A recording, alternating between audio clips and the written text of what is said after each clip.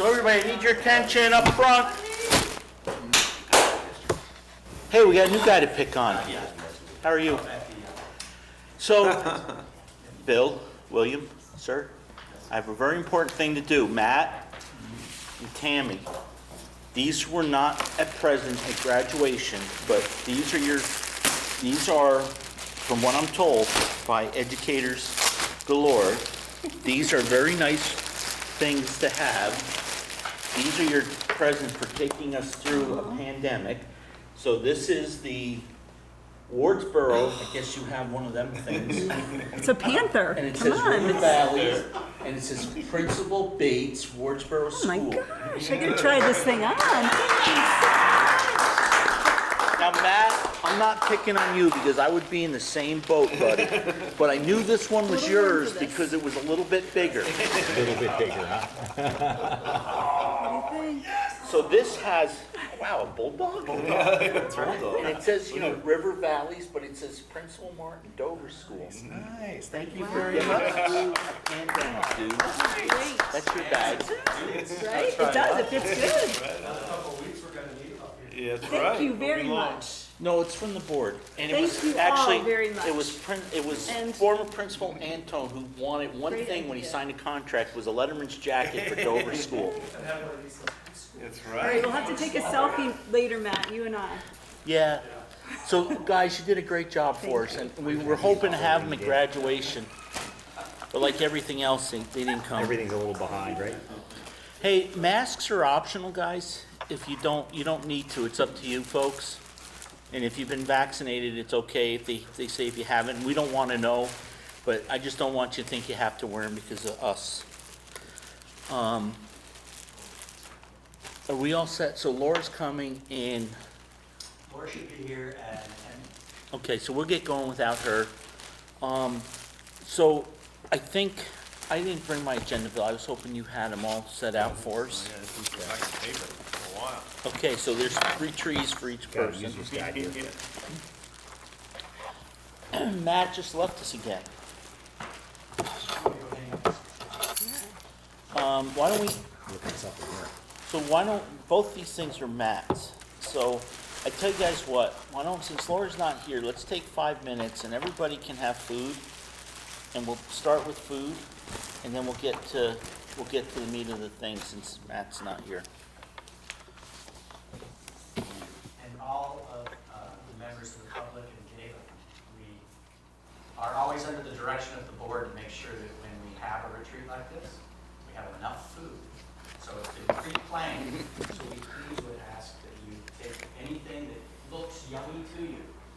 That includes our video guy. And that's gonna make Rich really mad that he didn't show up. All right, so you want us to go grab? Yeah, why don't you guys go grab food and when Matt gets back, we'll move forward. All right, come on. Oh, look, that's good. Ms. Free food. Cerise. Matt, you have 2 things on the agenda. Approve the pump track. Yes. So while you're eating, we talked a little bit about this at the last meeting. Just to sort of recap, we are being encouraged to at least consider our outdoor spaces at schools these days with COVID, with recovery, with emphasis on outdoor learning. And so one of the possibilities to possibly enhance our outdoor spaces here, as suggested by our PE teacher, was to install something called a pump track. And most people, I think, have at least heard these words before. It's like, think of rolling hills for your mountain bikes to go over, your bikes to go over. And so she proposed that we do this, that we add this to our campus in Dover, because we have a good space, we have a cache of bikes on hand that were the result of a grant before my time. And we have a very active bike program in the PE program. And our after-school program would like to use something like this. So as we talked about last time, on the west side of the campus, past the playground near where the windmill was, is the proposed site to add these little spiral trails and bumps and things that would make sense for mountain bikers to use to practice their beginning skills. Of course, the idea got out, and we even received a proposal with some numbers on it. This was all premature, however, because we hadn't really talked to you, and we hadn't gotten any funding lined up, and we hadn't talked to the town about permitting. So what we're asking you for tonight is for pending approval of the funding, which Lori's gonna talk about in a minute, and pending approval of the permitting process through the town, which we have already started to inquire about to find out what it would take. Would the board approve a project such as this to enhance the physical space on the Dover campus, given the resources that we have? And that's the question for you, and then Lori is prepared to talk a little bit about a funding option that she's discovered and crafted through using federal funds and the RF grants and local funds as well. So, I think the municipality is exempt from zoning. is it? Yeah. That's great news. I think it's in the zoning document. That would be awesome. I have not heard back yet from the town. Sure, so I think at the last meeting, the contract was discussed, and we were looking at using some of the federal grant money that has come down, ESSER money.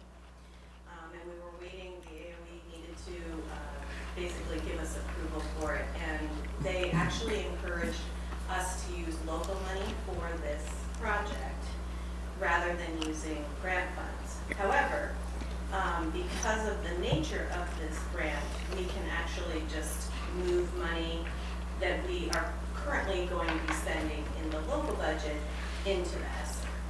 So it'll be a wash. It won't cost the local budget any more money than what's in the budget currently. But it does need board approval for two reasons. One, because now we're using actual local money. And then two, even if it were being able to be in ESSER, now all projects are having to be board approved as well. So, How much? well, it depends on how much the contract comes back with quotes and things like that. It actually also frees up the process quite a bit. Federally funded projects are very difficult. There's a lot of regulations that go along with it. There's a lot of asset tracking and that type of thing. So it's actually a really good switch of the money, is to pay for it with local funds and pay for something else in the local budget with the ESSER money. To answer Rich's question about how much we roughly, very roughly estimated 10,000 for the total project cost. That includes a little bit of drainage work that would be necessary to make it so that when you add dirt someplace, obviously the water can no longer run through there. So they would have to put in a couple of culverts under the piles that would allow the water to get to where it needs to go when it rains. So 10,000 was the rough, very rough estimate. Certainly not more than that. Pretty likely to be less than that. And we've never had to get a permit up here for any kind of construction? Not in my time. The only construction we've done in my time was the pre-K playground. And that didn't require a permit because it was a play structure. It was considered a play space, so it didn't require a permit. Digging culverts. Yeah, you think culverts might change the game? Well, I don't Yeah. know. I'm sorry. Well, that's why Label and that's why we reached out to the town back in June, and we'll just get everything on the table so they know what the scope of the project is, and figure out whether or not it needs to go through the process. Any feelings for what upkeep would be every year? No feelings on upkeep, although they say it's a relatively low maintenance item. It's just essentially piles of dirt and gravel on a place that's already mowed, so there's no woods work that needs to be done. And it's really just making, sure that they consider the flow of water down to the drainage ditch on that side. So that you feel comfortable we can maintain? Yeah, I think so. Yeah, I think we can. Yeah, wood. without too much extra labor. Yeah. I just don't want to go out there rigging. Yeah, no, I wouldn't like it. Dragging a rake across either. Are there Would any, you rather rig? No. are there any bodies of water, or is it just rain? runoff. No bodies of water, just drainage. There's no flowing water there. But if you're gonna, if you're gonna add dirt and tracks and things in a place where water is running, you gotta make sure. Otherwise, it'll just erode the, Yeah, I just wouldn't imagine that there'd be any permitting necessary for. yeah, that's all we're hoping culverts, for. Unless it's a Yeah, body of water, right. river or something. Yeah, no, there's no designated wetlands or anything like that, it's just a grass area over there. Is there any increased liability? There would be increased liability. We have not consulted our insurance company yet, but the insurance company with the playground, they had to come out and inspect it when it was done. But they also offered to participate in that project from the beginning. So they saw the playground project from the very beginning. So they looked at the drawings, they looked at everything along the way, so we would know that once we got to the point where they inspected it, that they had been included and they had advised us on, to make sure that the construction was going to meet the insurance requirements. Okay. We have not estimated the increase in insurance. That's something we have not yet looked into. We'd have to- Most likely you won't need, if you're already insuring the playground, my guess is it would be covered under that, but that's just, but obviously need to check. That would be nice, but Yeah. yeah. It would be very minimal, if any, Yep. increase. The ropes course at Newman Gray was a very slight increase. That's a lot more, I think, a lot of Yeah. liability. Yeah. It just looks like a lot You more. saw on the pump It track. does look like a lot. Just looks like So on the pump track, what's his name, Mike Purcell Mike Purcell, yeah. was involved with the one in Marlboro. Yes. Did you talk about that? I have not yet, but for those of you who don't know, Mike Purcell is a local guy who's an enthusiast of this kind of thing. And he was the first person our PE teacher talked to about getting ideas. And so he also has been included along the way as, kind of somebody to advise on, the site, what it looks like, what would work well here. And Mike is also connected with a local trails organization that is building trails through the woods in Dover, and ultimately would like to see our trails connected to the Dover trail system, which would be pretty awesome. Well, he laid out some of the trails out back. Yeah, so he already did some work here on those. Yeah. And he also said the Marlboro one gets used all the time. Does it? That's good to hear. By the community. Yeah. Yeah, he says you'll see a lot of parents come and Yeah. their kids will go on it and they'll, sit and read their newspaper. Yeah. So hopefully it'll be a plus for the town. It's cool, and it would be handicap accessible, which would be kind of interesting, nice, because we have that nice access to the playground space, and they could just, you can get a wheelchair all the way out, you get a wheelchair right on the course and ride the course on a chair if you were so inclined. It's on the agenda for the select board tomorrow, requesting money. Requesting money from the select board? Yeah, Oh, you didn't know well, about that. they may want to hold off until we may have the funding through the I don't know who put it on the agenda. grant. Yeah, I'm not sure. I thought it was about, they have other trails. What's that pump track? Okay. Oh, are they putting in another pump track, though? They might, no? This is the only one? Oh, well, you can, if you're present, you can mention to them that I'll be there tomorrow night. the school has a pretty good bid on, that we have the funding lined up, just about the permitting and Rick, did somebody make a school motion? board. Actually, I have one more question. So does the school have their own bicycles, or do kids need to bring bikes? Yeah, the school has, we have a set of, I want to say 15 or 20, Oh, wow. maybe even a few more than that. Mountain bikes and some smaller bikes as part of our PE program. We do a bike safety program in PE. Yeah. And so we call it Bike Week. It's our own little version of Bike Week. And so families can bring their own bikes, and most do bring their own bikes, but not everybody has a bike. Right. And so there's enough bikes for the families who don't have bikes. Great. And also our school bikes could be used for the after-school program as well, who has expressed an interest in using the space as well. Cool. So, yeah. So we want to make a motion?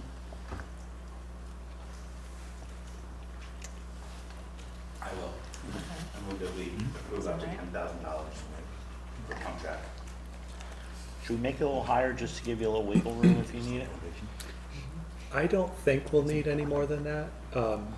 In fact, what we're seeing right now is that it'll probably be a few thousand less than that. But if you feel, based on your experience, that you might want to add some, can't hurt. No, if you go over 10, you gotta come back to us. Right, that's true. If it ends up, coming in over for some reason, I would definitely want to come back. Okay, so we have a motion. Do we have a second? I'll second. Motion by Mark and a second by Dwight. Is there any more discussion? Mark, you get first dibs. You all set? All set. There's no discussion, no Yes. question? Oh, go ahead. So you said that we've talked to the town about the pump track, about permitting, Richard? No, he did. I did. I just made an inquiry about whether or not this project would be required to be permitted by the town based on any of its zoning or other. And I said I don't think it does, because I think when I did zoning, the municipality was exempted. That's how come the sewer plant was able to build their office building in a residential zone. And they're exempted from 250 and all the Nope. wetland stuff. No. Nope. Not the Soviet Socialist Republic of Vermont. Okay. Well, Who will probably shut us down because they don't like it. I don't know. I'm just worried, I'm worried about us underestimating and kind of, Yeah, I don't think there's any wetlands up there, because we would have run into that when they did the solar project. Right. And I don't think there should be any Act 250 permit issues. They may make them do a minor thing and have to send something out to the neighbors, but okay. I can't see that, but that would all be part of the process they go through. Okay. Towns can go through Act 250 for their ropes course? Don't know. Bill, do you know? They didn't even need a permit according to the town. Well, does Townsend have zoning? They inquired about it and they didn't need it. I don't think they do, Oh, yeah. Oh, yeah. Remember that. What about Marlboro? Did they have to do any permitting for theirs? I don't know. Does Marlboro have zoning, Peter? Sorry? Does Marlboro have zoning? I don't know. There we go. Probably do, yes, actually they do. Okay. I should know, I take the minutes for the DRB. Yeah, they've got zoning to meet the bank. I just want to make sure we have enough money, that's all, that's Okay, the, well, we that's can my come question. back to it. Okay. If he needs more, he can come back. All right. Okay. Is there any other questions, answers, comments? Lori cut big slices. Lori, cut small slices. Yeah, that's true. Cut small for everybody else. Twin Valley Twin what? Valley would have had to go through zoning, because Wilmington has Yeah. lots of zoning regulations. Unless the municipality was exempt, like Rich talked about. And we also have a lot more land too, and Act 250 doesn't affect you until you've got so much property. But again, it's your problem, not mine, Right, not we'll ours. see what we see, and I'll bring it back to you as the steps go, Yeah. providing if you approve it tonight. Is everybody ready to vote? Sure. All those in favor say pump track. Pump track. Anybody opposed, say no exercise. Looks like your pump track people have it, Matt. Good job. Done. She's pumping her fist out there. I didn't say pump fist, I said pump track. Okay, approved chair to sign IB authorization. Tell us about that, Matthew, sir. So this came as part of our 2022 reauthorization for Dover School to be an IB school. And it just simply requires that the principal, the superintendent, and the board chair sign and affirm our support to remain authorized as an IB World School. So we ask of you that you would authorize the chair to sign that document so that we could return it. And this is an opportunity for you to have any discussion you might require about whether or not you support remaining authorized as an IB World School. And so that's the purpose of this document, and for you to have a moment to think it through, have your voice heard. We have a motion? I'll make that motion, Chair. I'll second it. Okay, There you go. so we have a motion to authorize chair to sign, we have a second. Rick, you want any discussion, any questions? No, I think you guys have discussed the IB at length. You all set? Through. Everybody else ready? I have a question. Go ahead. Matt, can you just remind me, what kind of feedback we have solicited, in the last 2 to 3 years? Yeah, From the so, community and so the year before last, we didn't do it last spring, with COVID? with COVID. The last time we did a survey of the community was 2019, I believe, spring of 19. And we found that generally people supported it. There were some families who did not support it. They felt like it was unnecessary for us. But the majority of families did support it and supported us to continue pursuing it. So we have done that. And we will continue to do that. And we'll do another survey as part of the reauthorization process to make sure that families, you know, some of it's new families since the last survey, make sure that we still have the kind of support that we had when we did it last time. Okay, so this is one piece of the reauthorization process? Correct, yeah. Thank And you. it's essentially, it's the leadership piece. Does the leadership think this is still a good idea? Are you still in support of the program? Great. So I'm not gonna ask this stupid question, Yeah, but, You're not inferring anything, are you? no, I'm just saying that, I mean, you're in support of it or you wouldn't have brought it to us. Correct. And Bill must Correct. be in support of it or Bill would have told you that maybe we shouldn't be bringing it. correct, right. Bill and I have already signed the letter. We're ready to go, Okay. yeah. I figured that was should have been a pretty obvious one, but But I it's a good just. question. And Tammy, I know you got you're more of the STEAM stuff going on, but you've supported this right through. Absolutely. Okay. I have one quick question. How long is the reauthorization process? The process takes 2 years, and it lasts for 5 years. So, So this is our first. this is our first reauth. It's Reauthorization. not for faint of heart, Yeah, which is what was one of the attractive things when the board originally decided to go, that there was a rigorous process. It wasn't just pay a fee and. right. It's like get your name in the book of who's who in America and, for school board chairs and send us $150 and your name will appear. No, it's very easy. Did anybody see my name in the book? No. I just spent $300. Yeah, it was a small type.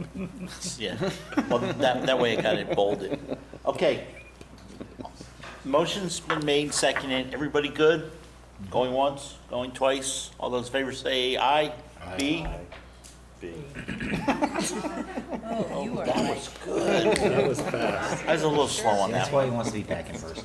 If there's anybody opposed, It's the timing, it's the comic okay, timing. you've got both of them. Thank you very much, I appreciate it. Okay. All right. Mark is going to bring to us, just real quickly, Mark and Kate are going to bring the stuff for the internet, the webpage that we approved, pardon? The RFP. RFP. He's going to send it out 2 weeks early, so I want everybody to really take a look at it and let us know, because I'd like to be able to vote on that at the next meeting. I was hoping not to spend this much time on this stuff tonight. So I'd like to I really want to reserve this meeting to dance, and, is that my fault? That was my phone, sorry. We can make your phone do that. Why don't you give it to me? Don't leave it lying around. Yeah. Anyways, so I want to just first off, start off by saying that the board has agreed and not, to look at, one of the things is when we went together to become one school district, we met with Marlboro, Dover, and Wardsboro, and we had a lot of ideas, and Marlboro opted out, which made a lot of sense because Marlboro was a whole different structure. Marlboro was a K through 8, and Dover and Wardsboro were kind of natural collaborators because we were both K-6, and we tuitioned to a lot of the same places, so it seemed to make a lot of sense. I don't remember the counts, but it was pretty overwhelming that Dover and Wardsboro approved it. So we became, one school district. unfortunately, Act 46 was kind of seeming like it was going to be, we're going to get to do a whole new school. But there were so many protections in there for staff and contracts, and basically, we just put the two schools together. We really didn't change much of anything at all, but we just kind of combined the budgets. Unfortunately, Dover had been using somebody that we've been using for over 25 years for audits. We were never able to get our audits completed. Everybody knows this spring, we just finally got the last Dover audit completed so we could see what we had, moved over for money and stuff. So we wanted to just kind of look at what we do as a district to see if we could do things better. It's not saying that we're unhappy with anything. It's not saying we didn't want to have any sacred cows. We want to just say to the superintendent's office, take a look and see what we can do. Is there some places we can do things better? Are there places we're not doing things as well? And, what are your thoughts? And by not having guardrails, we asked the superintendent's office to show us what it looks like if we tuitioned everybody and had no operating buildings, to if we actually ran a middle school and a high school, which I know that Dover has explored since the 1950s, probably 5 different times. Dover at one time was in a process with Newfane and Townsend to start a school district, and that was about the time they built this building and Leland and Gray was built, which is really interesting. I don't have one town report. I just was given it lately within the last couple of weeks. So I don't know why that dropped off, but Dover actually looked at, when I was board chair, we looked at combining with Whitingham and Wilmington, having the elementary school here, the middle school in Wilmington, and the high school in Whitingham. That didn't go very far because Whitingham kind of really messed us all up. We all wanted to vote on the same night so that one town didn't influence the other town, and Whitingham chose not to vote to see what Wilmington and Dover did. So, but anyways, so we've kind of asked Bill to look at everything. Again, there's no intent or there's no underlying current to close any buildings. There's no underlying current to change anything, but we just want to see what we do. And are there savings we can make? Are there changes we can make? Do we need to spend more money in certain areas? So it's kind of wide open. So Bill, you went through, and I hope everybody did really get a chance to look at this before today's meeting, because it is a pretty interesting document. I asked Bill to include our goals, our timelines. I asked him to include our mission statement, our vision statement, because these are the items we're supposed to actually run the school by. There's the recommendation from the State Board of Ed in 2016 that allowed us to combine. There's a study we did, the Dover, Marlboro, and Wardsboro Act 46 Study Committee. It's interesting that there's 4 of us that were on that study here from Dover, Wardsboro. And there's also, Bill also included included his kind of findings or his report. Yeah. So Bill, I don't know if it's you or Lori, but I'll turn it over to you too and let you kind of tell us what you put together. Sure, thanks, Rich. So yes, all those documents we provided to you a couple weeks ago, so that you guys had a chance to look at it. It makes sense when we're going through these scenarios to point back to those. Feel free. As Rich mentioned, on the second to last page of your very thick packet is a document that I think is really important as we think about this work. It was created by Tammy and Matt. I just asked them to really think about all the things since we've become one district, that they've really worked hard at looking for opportunities for collaboration. And I just thought it was really important to kind of document that out. So I would just point out that to you, the second to last page of the packet. That's a really nice thing of what your administrators have been really focused on to make sure that they can find ways to work together. So, the mission, vision are pretty self-explanatory, but again, I would encourage you, as I go through these scenarios, what I plan to do is kind of walk you through. We have 7 scenarios that we had presented to you first April, then in May, and then June, and now.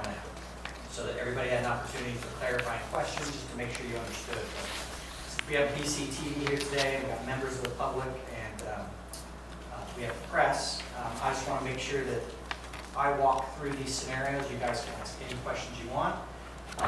At your planning for this, you wanted to make sure this was kind of like a working session. So I would just encourage you to feel comfortable asking questions. Tammy and Matt are here. Lori, our Director of Finance, is here. And I'm here to give you our thoughts, give you our feelings, give you our opinions, as well as your fellow board members. So I hope that you guys can have a nice, fruitful discussion of where you'd like to head. That may not be decided tonight, but wanted to make sure that that was just kind of clear as we open up the conversation. Is that all right, Chair? Yeah. Okay. So, well, let's clarify one thing too. So although it doesn't give you the entire picture, the state really seems to care, and I'll get to you, I'm sorry, about cost per pupil. And I notice you have that in all your, Yes. in all this. I think the only way we can really look at any of this is by some determination. And is cost per pupil what we want to use and what you two think are the best, as well as, Matt and Tammy, or is there something else we should be looking at while we're going through all these numbers with you? That's a really good question. I'm going to defer to my Director of Finance. Because there are different numbers that I do. Sure, Right. there are different numbers, but seeing as though the state uses that as a measurement, and actually penalizes, rather than this year or next year. 2 years. Yes, wonderful, Thank you, Laura. That I think it is a good measurement. I also just actually ended a course, it was an education and finance course I took at Georgetown University. And they break everything down to a cost per student. Like they look at transportation, what is the cost per student? Transportation. So I really feel that it's measurable, and it's measurable across all of the different areas of the budget. So I think that is the best measurement. Okay. Matt, Tammy, do you want to respond to that? And then I'll go to Laura. Are you guys okay with that? I think, yeah, okay. I Okay, defer thank to you, Lori. Good. Yeah, no, I agree that that is the right measurement. We're in a universe where we don't have an accurate student count, but that is something because of the weights. So, but that is something we're working on. And so this, I don't see this measurement of equity being changed anytime. Do you see that in the tea leaves? No. I mean, I think it's right to fix on that. The other question I had, Richard, was just wanting to make sure that I had clarity. It's possible that we asked Bill to do this exercise for us, to do some thoughtful thinking about our budget and planning, but it's possible that we may choose to do none of the things that are listed here. Yeah, that's, Yeah. I think, been in discussion all along. So Lori, with my question, I want to give Laura do her thing. I'd love to see if it's not that hard is, the only thing I noticed then is if you look at your equalized pupils, we use 285 everywhere but number 0, the current, and you use 280.98. If we go to 285, that's going to bring that cost per pupil down a little bit. I know it's not huge, but can we just, it may be or if you know what that number is, if it's pretty easy, can we just correct that when we, because I think that's going to, if we're going to look at that as an overall. Yeah, you want to equalize everything. Yeah. So it brings it to cost per student $19,425. Okay. So like $500. Thank you very much. So go ahead. And the penalty goes to 636.21. I'm changing this on your sheet. So the total per pupil is $20,061. With a tax rate of 1.824. It's four, what did she say, yes, 19,425. Lori, sorry, can you total? I'll start at the, Nine. changing the equalized pupils to 285. Then the cost per student is $19,425. Penalty is $636.21. Then that is the two added together, which is your total cost per pupil with penalty is $20,061. the tax rate $1.824. $1.82. Okay, thank you. Okay, so rock and roll, folks. Okay. So I encourage you to use not the one that is stapled, but the one that is loose leaf, because that is, if you'll notice on number 4, that has the accurate numbers. But if you take your stapled copy, you can walk through these scenarios one at a time. All right. All right, so we're on scenario 1. All right, and as you can see at the very top, you'll see the motion that was made by the board as a reminder of why we are doing this. All right, thank you, Mark and Rick. So this scenario 1, is what it looks like if we don't run a school at all. We tuition everybody. We tuition all pre-K students. They get their state mandated 10 hours. And then K through 12, you would provide to school choice any public or approved independent school. All right? So you're going to function very similar to Stratton or Searsburg, just to give you some context. The board is responsible, just like Stratton is, for the budget and the policies. Residency policy, of course, would be incredibly important in this environment. But you're still part of a supervisory union, so you'd still be responsible for paying tuition, but also to pay everything that you would normally pay to a supervisory union. Special education costs that are socialized, transportation costs that are socialized, the cost of the central office, all of those things continue. Then, if you go down to finance, you'll see that under this scenario, you would have a cost per student of $17,201. And as Lori just pointed out, that is in comparison to a $20,061. So I'm looking. But this is using the statewide average, not the higher tuition rate that we vote. Students provided with school choice to any public or approved independent school. I don't think I did it with only statewide. Oh, you think you did it with the two Bernberg tuition rate? Well, he's got 119 students and $16,000 per student in elementary and then 20,000. So, Oh, yeah. yeah, so that's Yeah. No, I definitely covered. Oh, okay. I mean, obviously I can't decide where every single student's going, but I definitely went high. No, that's the only way we're gonna compare apples to apples. Right.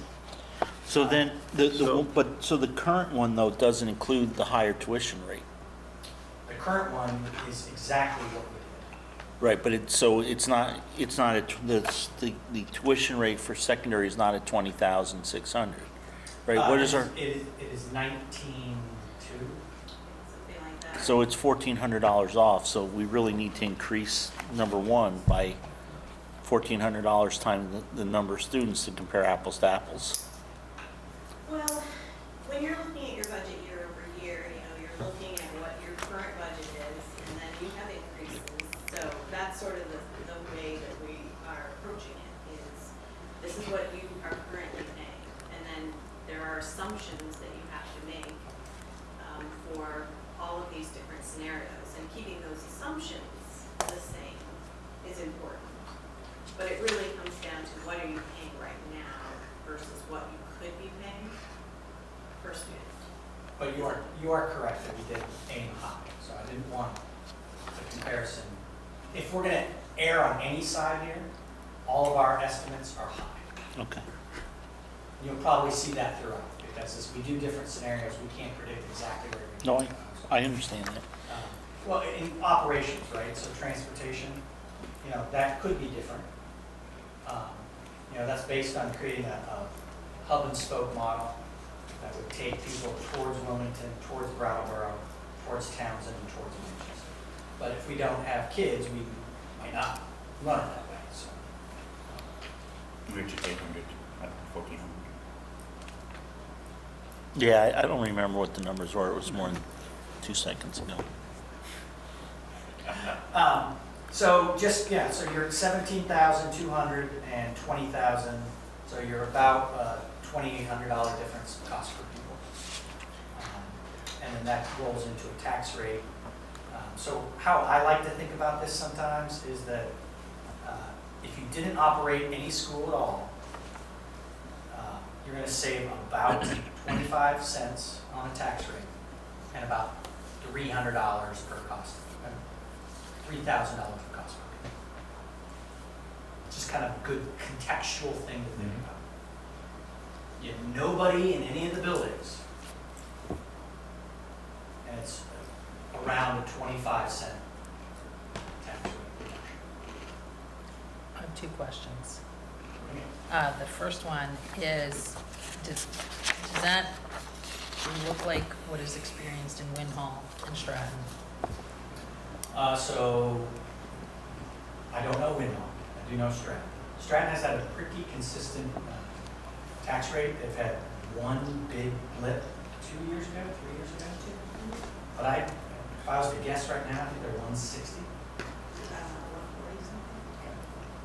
So they would not likely save money by operating a school in Stratton for their students? If they operated a school, Yeah. they would not save money. Okay, and my second question is, on this, did you say, I might be confused, am I supposed to be looking at this as opposed to this? That's number 4. Okay, so I'm looking at this, You're doing great. okay, and so I'm just a little confused on the third column, Okay. in the blue area, 1, 2, 3, so 6037, 600, that's this year? No, what is that Yep. column? That's Yeah. fiscal year 22's budget. Okay. Okay. And then what is the fourth column? How do the third column and the fourth columns really go? Do you understand this? So the column C, or you don't have to. We don't see have that. letters on No, here. sorry. Yeah, so the first column is the fiscal year 22 budget, and then 23, and then the offsetting revenue, and then everything below that are the calculations of that ed spending number.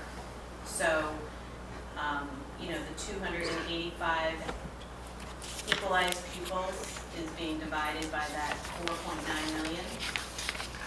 And then on the next column, which That's is here? current, That's yeah, current, that's. 280, Okay, right. And so what Rich had asked for Right. that first page, the summary page, was to change that number to 285. And then just to follow up and go back to what Rich pointed out about apples to apples, it should say FY22.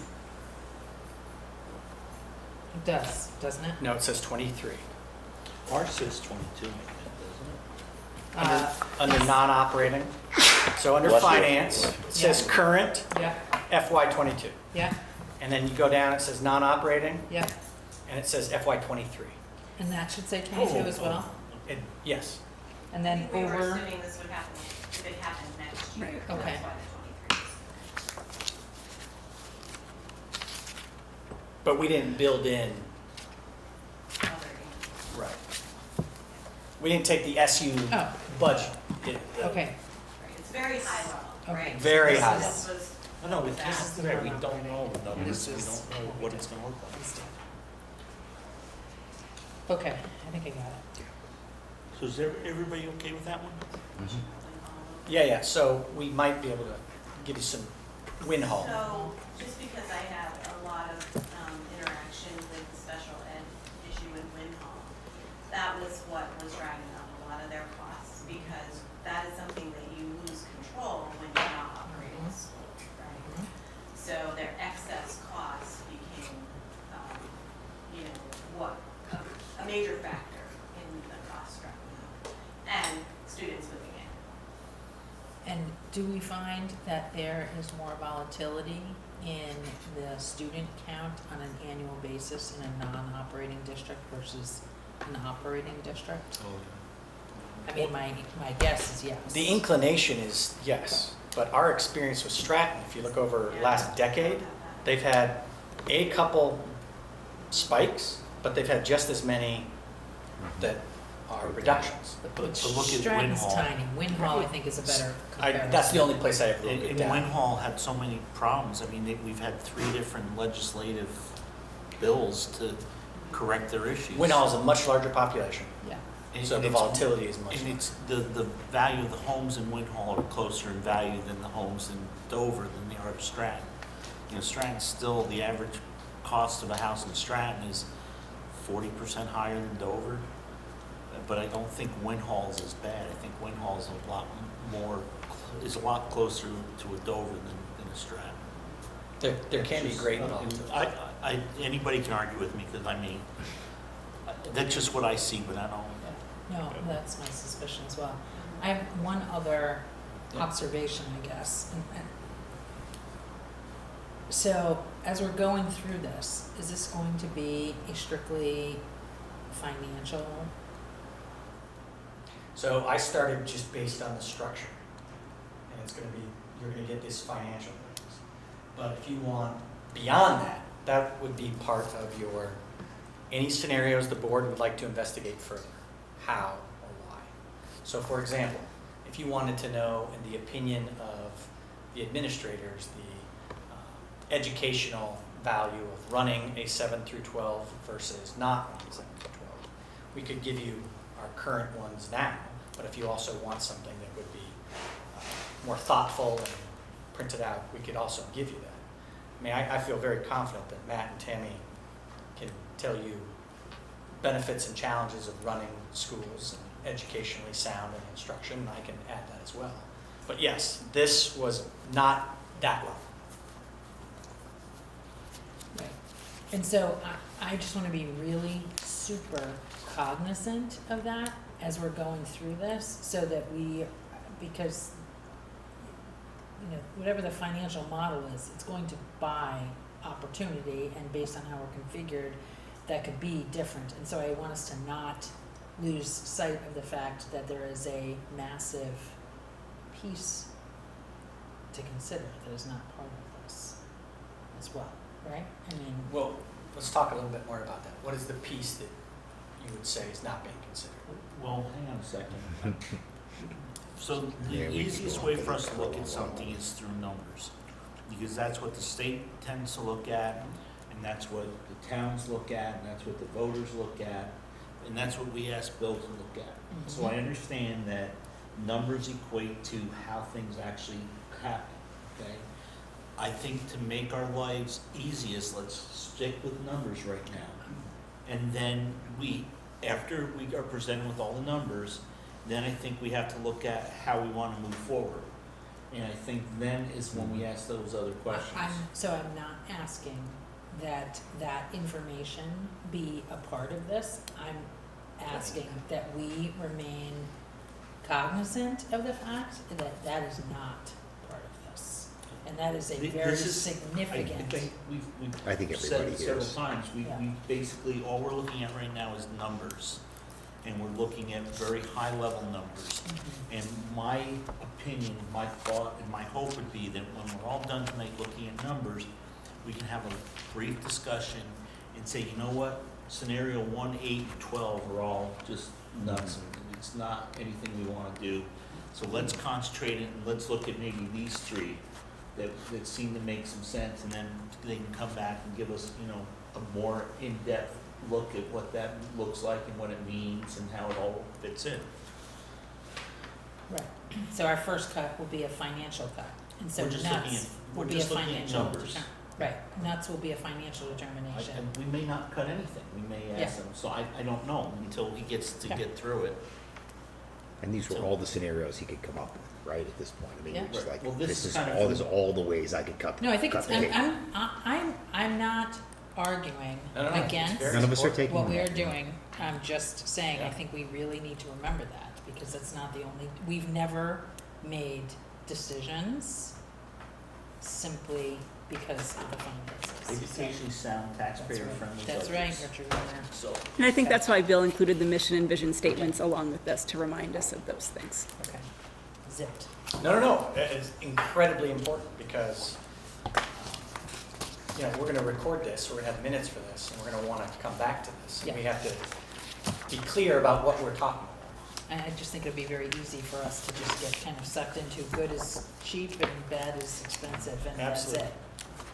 Yeah, well, I mean, just, you know, what I'll try to do is paint a picture of what it looks like without, so what this looks like is you are not running an elementary school in the town of Wardsboro, and you're not running an elementary school in the town of Dover, and both of these buildings are repurposed in some way, shape, or form, and parents get to decide where their kids would go to school, and they would go to those schools in some sort of transportation system that was set up.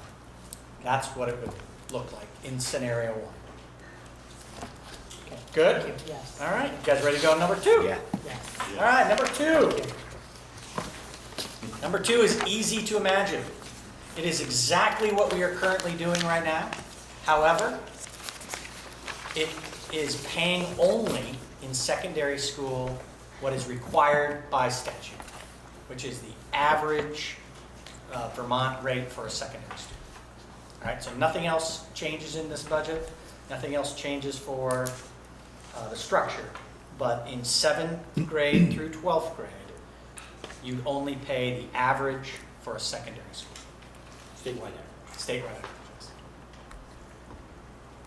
Which I believe right now is 16,000. Well, let me clarify this. It's 16,864. I bet I'm really close. And all public schools, you have to pay what they ask. That's what this calculates. Yes. Okay. Okay. So if I want to go to an independent school, I only get 16,864. But if I want to go to Leland and Gray, and Leland and Gray charges me 19.2, we've got to pay 19.2. Other than that, everything else operates the same. So how did you recognize, just got to guess at how many students you think would be going to Leland? We- This is here. Oh, we just took wherever they're doing now. I saw the breakdown someplace.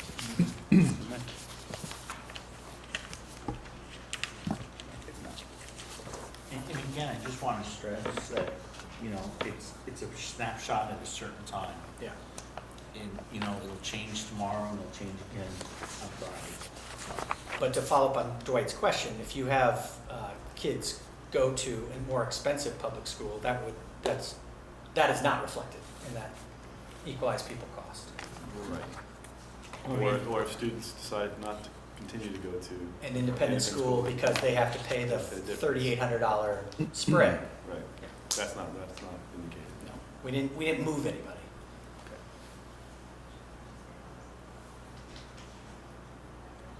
What did I say it was? 16,864.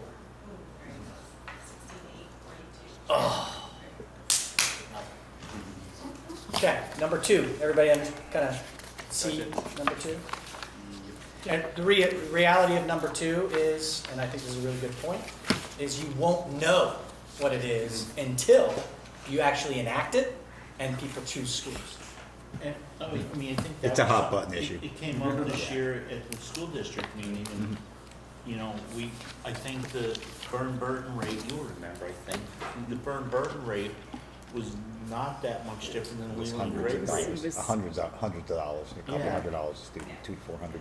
And, I mean, and when we first voted on in Dover that, the burn-burden rate, if they'd all gone to Twin Valley that year, they would have paid more. You know, so but again, that changes every year too. So again, we have to just take it. This is what we're gonna use, so all the numbers are similar. Good job. We appreciate you going through this, because I know you have to look at each student. Absolutely. Yeah, this is a lot of variables. That's what I was hoping. A little tedious. All right, number three. This is very different. So imagine that here on the Dover campus, you have a pre-K classroom that has 3 and 4-year-olds. You have a kindergarten classroom. You have a first grade classroom, a second grade classroom, and a third grade classroom. 5 classrooms, 1 teacher per classroom. Okay?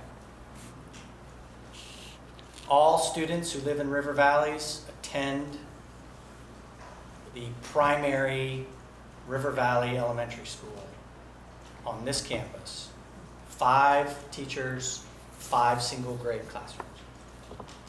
Once you get to 4th, 5th, and 6th, you go to the intermediate River Valley School on the Wardsboro campus. And you have a 4th grade teacher, a 5th grade teacher, and a 6th grade teacher in 3 classrooms. Everything else stays the same in terms of your investments and specials and things of that nature. Principals. You have an upper campus, I guess I called it upper and lower. Under the narrative, actually kind of captures a little bit of it. You'd have to make decisions about IB and STEAM because you're now in 2 separate locations under 1 district. So you could do both. You could scrap it. You could do 1. Those are decisions that have to be made. But essentially, you're saying you're operating as 1 district, and you're going to have a pre-K through 3 campus and a 4 through 6 campus. 7 through 12 operates the same as it does that. So that would turn the equity, I mean, that would be everybody would be doing the same thing Yes. at what time? And that is an 18.5 cost per pupil. Mainly because of the reduction in faculty. Yes. Essentially, when we budget, when we're doing our high-level budgeting before we get into the actual people, we always figure around $85,000 per teacher. With burden. So that's $255,000. Reduce that. You go from 12 teachers to 9, essentially. Might be a little more transportation in that one too, right? Transportation might go up a little bit in that scenario, but it wouldn't be tremendous probably. Well, you'd probably, yeah, because you'd probably do a hub and spoke. I would say you'd collect and deliver on both sides. Yeah. But we ran on the bottom would need that shuttle between the 2 campuses. Right.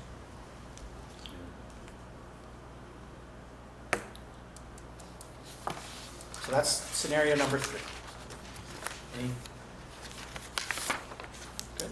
Okay.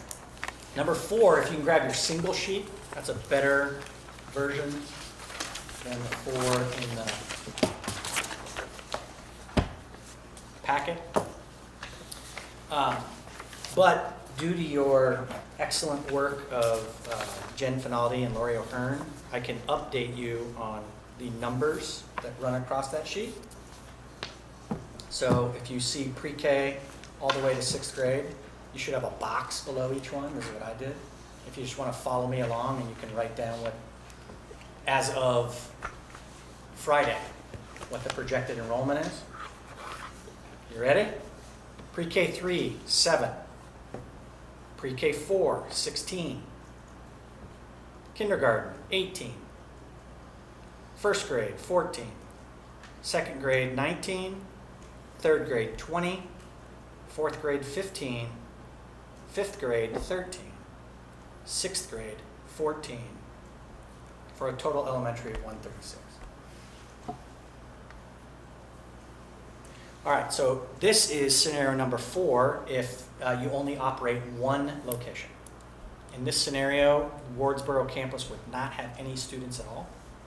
All of the students would be pre-K through 6 on the Dover campus, and 7 through 12 would operate as they do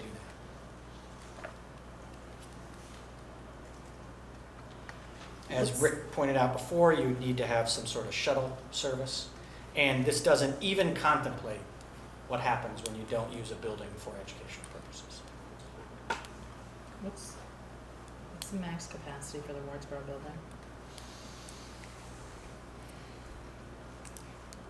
I mean, we've had up to 25 kids in a class before, Yeah. so I you was could, gonna say I think the 125, wastewater 150. permit's for 100 kids. Okay. So that's what I would go off of. And what's the max for Dover? 400. Is it? No, that was all medicine. We didn't have 400 students in the building. It's 225. That's what I seem to remember. Is the each classroom is capped at? It's a calculation based on physical space and size. So you take the square footage but then you have to take the square footage and then be practical about, would you make this into classrooms? That kind of thing. Like, for example, the art room in the Dover School is designed to be 2 classrooms. So when you consider what that would look like, you have to count that as, I could have 25 kids in each of those classrooms. But again, Tammy brought up a really good point too, is it doesn't matter how much size you have, it's how much wastewater and water you can use. That's correct. And, that's the only thing that Dover has a huge advantage over any other school in Wyndham Central is we're not on a septic system. You park on a septic system now. We're on a sewer plant, and the sewer treats whatever. Oh. Our only issue ever here would be how much water. And, we could always develop another water source. We got 20 acres. We got to be able to find a well that would, supply sufficient water for whatever number we want it to do. I have a question. Yeah. The reduction in elementary students, is that because we believe that people that moved into the district are moving back out? Yes. Basically, that 149 is what I presented to you guys, and as our administrative assistants hear from families, hey, it was nice Nice knowing seeing you for a year. We're moving away. They keep updating that, so Okay. that is our most current update. But again, we're basing our numbers on the higher number. Yeah, Because if we're not. then I'm it's trying to not- compare Right. where it existed. Yes. But you're just showing us that I'm there's just showing. enough room in classrooms. But not, going back to Laura's point, none of it changes the financial. We're still gonna run a shuttle bus, we're still gonna have teachers. So just so everybody knows, and we had a gentleman in town, Mike Jacobs, years ago. We had, from Timber Creek. We had we had a financial planner who was, came to the town, became a selectman, and he said, we're gonna have 300 students in this town in 2020. Or no, 2000. I guess it was, I can't remember when. So, we built this huge addition, double the size of the building, and, if you build it, they will come. Well, they didn't show up because, our numbers went down. And Mike actually did a study for us, and Mike went back and looked, and he said, if you look at the births in the town, 5 years before kindergarten, or, now we'd have to do 4 or 3, although the names, when they used to print everybody's name when you were born, although the names may change, the numbers are pretty consistent. And he went back like 40 years, and he looked at it, and I don't know if Wardsboro, but I can't imagine Wardsboro would be that much different than us. So you That's may what wind we've up done with for a... years, Yeah. right? Pardon? That's what we've done for years, the town. Yeah. And so I think, if you look at births in town, although it may not be, that there may have been 5 students born, 5 people born 4 years ago that are gonna enter into preschool, it may have been Johnny, Mary, Tom, Fred, and Sam. Well, you may have Joe, Steve, I don't know, whatever names, Matt. But you'll have in that area of numbers of students. So there is a way to kind of predict the future for students, and that's what we always use, in the past to look at, and I think it's a good thing. So I think that carries on, kind of your numbers. If you look back, for probably the next 3 to 5 years, we would be okay with single classrooms. Every now and then, Dover had a bubble, we call it the bubble class. But our one bubble class, when we had 2 first grade teachers and 2 kindergarten sessions, by the time they got to 6th grade, we had 2 teachers teaching 15 kids, but we had contracted. And so it's even the bubbles don't tend to last that long, and there's a whole bunch of factors, the mountain's doing good, so they hire a bunch of employees versus, Vermont Yankee used to be a big thing. When they closed, we would see a big bubble in Dover. Those were the good days. Go ahead, Bill. Oh, no, I just wanted to point out on this scenario that in thinking about just one campus, it was hard not to imagine what kinds of services would be actually necessary to increase. So that's why you see you guys have a red box. Just, you would definitely want to increase those things because of the number of kids in the building and the way that you could provide service. So I just wanted to point out, I didn't do that for every scenario, but for this one, it just kind of cried out to say, well, if you're actually going to have 150 kids, you got to have a nurse more than just 0.1, that kind of thing. And I'm sure I was affected by doing this right after a pandemic. So. trying to be honest about, the influences of it all. Another question. Yeah. Did the, under this scenario, I just kind of thought of this, and maybe we can add another number to it, just for the scenarios, but if we have, obviously this situation has one school we're using and the other just no longer being used, could we use that other school as a middle school, a 7th to 8th grade? Like, would that, just on the top of your head, would that be any savings? Like, what's the cost for middle school? It's a great question. So the only reason I know anything about this is because my 3rd year working here, the board had me do that scenario. Oh, okay. The challenge is the licensing. So you can get somebody, like Matt can be licensed in middle school science, and we can get him a provisional license in middle school math for 2 years, but he essentially has to go back and get a master's in math. Tammy could be a English teacher for middle school, and we could pay for her to go get her master's in social studies. But then it becomes very person dependent. And so when we built out the scenarios, we built it out for the minimum number of teachers in a special circumstance. Mark, we're going to hire you, but you have to commit that you're going to grad school and doing that. And then we did this scenario where you have 4 teachers, which is way more likely. Yeah, And in you the have to 4 have- teachers, You need 4 teachers because of different classrooms. Right? you do not save any money. You don't, yeah, okay.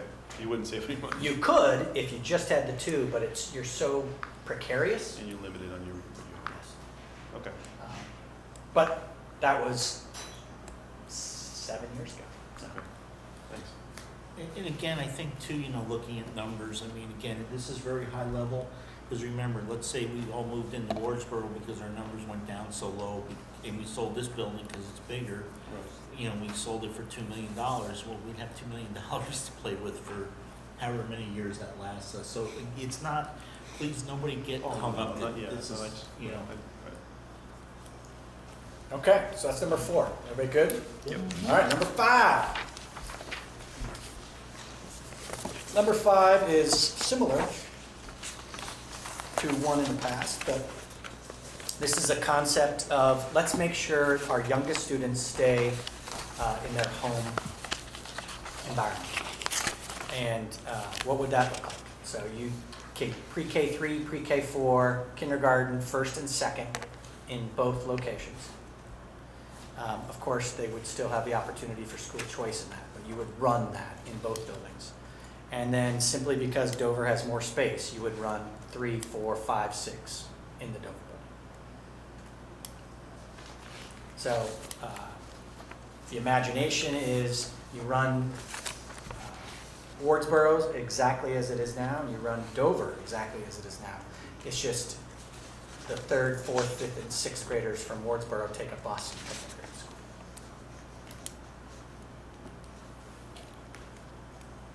And under teaching and learning, you can see I tried to estimate what those class sizes would be, but they have changed from. This would be the combined class sizes. Okay. Yes.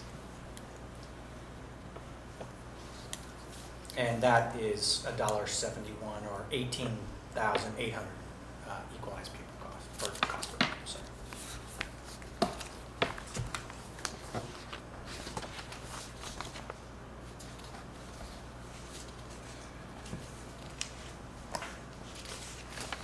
Any questions on number 5?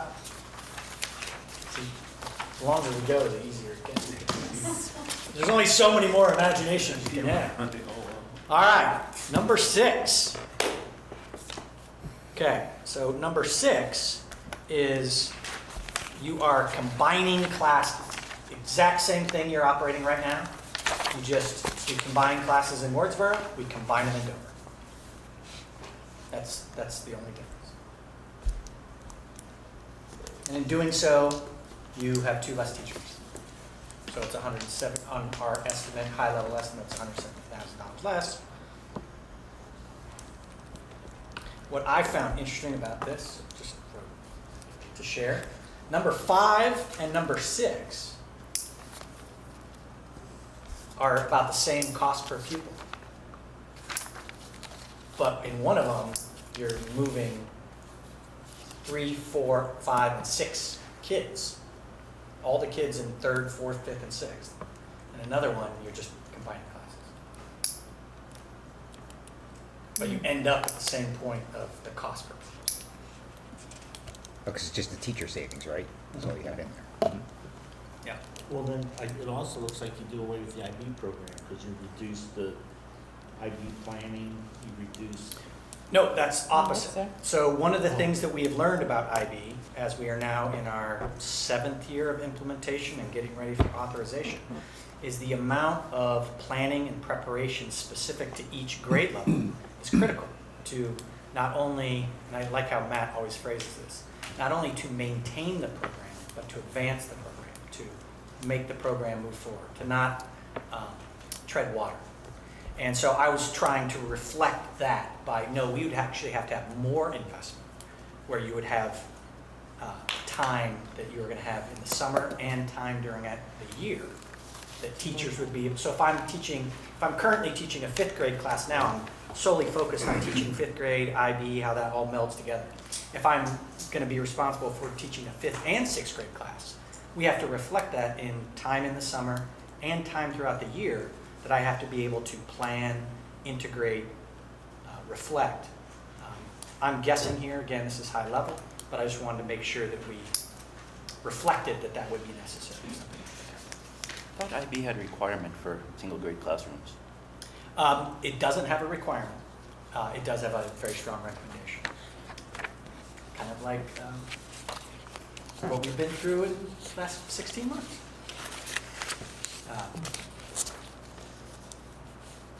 So yes, thanks for pointing that out. I have a question also. So this scenario has you changing to Common Core? We are Common Core. I just making sure that whatever we're doing, we're still following. Well, and Common Core was based on IB. Um, It had threads of. so Well, that was IB was one of the 4 structures that were studied when Common Core came into existence, which is one of the reasons that you guys sent me to a conference to figure out, well, if that was one of the 4 things that it was based upon, it has to be kind of interesting. Should we check that out? Good memory, Rich. Like I said, I can remember things that aren't that important to me. That's a good one. That's a good one. So yes, so number 6, everybody stays where all the kids stay where they are, but you combine classes. You need to recognize that that would change the deployment of the program, the International Baccalaureate program, and you need to reflect.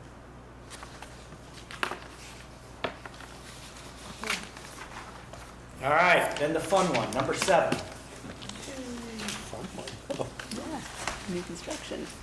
You decide that it is time for your approximately 150 elementary students and approximately 150 secondary students to have a 300 student place for them to go to school somewhere in Wardsboro or Dover, and you build a state-of-the-art school in which a pre-K through 12 operation occurs for 15 years of a student's academic career. And that is a cost per student of about $34,000 as compared to around $20,000. So my question, and I forgot this, can you break that cost per pupil into 2 numbers? The educational cost per pupil and how much that's debt service for the construction? Because none of the other ones have any Right. construction, just, and I know I never said that when we first discussed this scenario, but I think, because the other thing that does worse too is, you know, I'm gonna throw out one more scenario that we missed, So the 2. and it will help with that one too. Oh, So we'll finish this. and we'll finish this, and then there's going to be more work. No, it's gonna be very easy, Okay. because you Where's that already, goal you have first? it, you just have to put 2 numbers together for Oh, it. okay. So, Rich, you're talking about taking the bond payment of $2,157,000. Right, take that off of there, and then, because I think that again gives us better apples to apples, because, you know, you look at this at 317, well, that's a non-starters, you know, Right. just numbers, but, If you had the building, what would it cost to operate? yeah, and, you know, people have to understand, if this is an option that they want us to explore, there's gonna have to be a building, neither building will suffice. Yeah. And both buildings together don't suffice. Think- 24,822. And do you know what that does to your tax rate? No, just, Kit and caboodle. well, no, at 24,000. Divide that by 285, take that answer and divide it by 11,000. 12, 13, You're 7. gonna add penalty numbers, but it's gonna be a penalty at 24,000. We love penalties. That's why we used to live in the penalty box.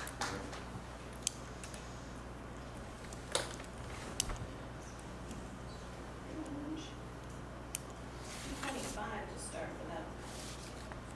Okay, so well, I mean, that gives us a good number. A little bit closer. 225 would happen. So is everybody okay with that, understand that? Mhm. So just rough figuring them 225, so the building's roughly 80 or 90 cents, somewhere in that ballpark. Okay. Any questions on K through 12 and comment? Matt saying, I ain't gonna be here.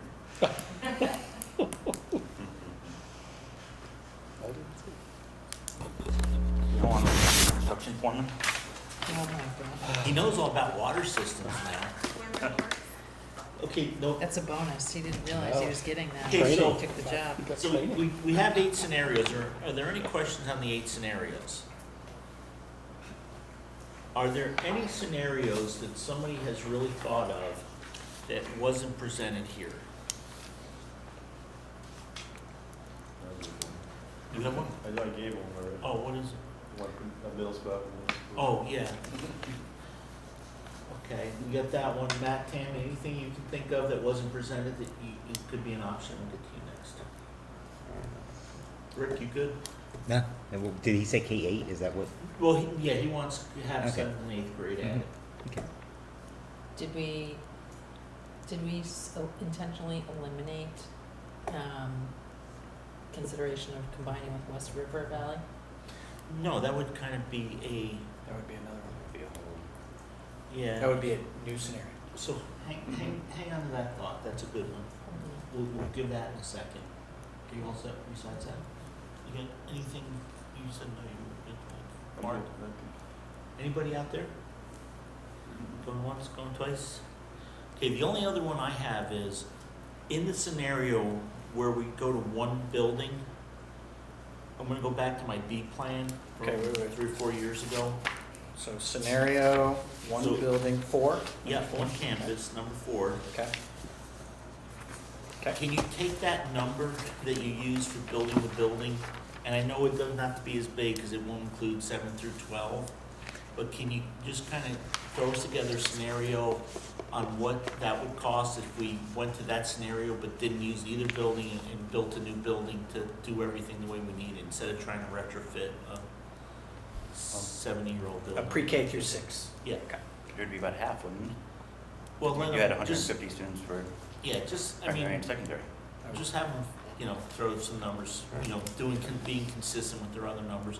Yes. I thought of Laura's scenario, like what if we align with the school?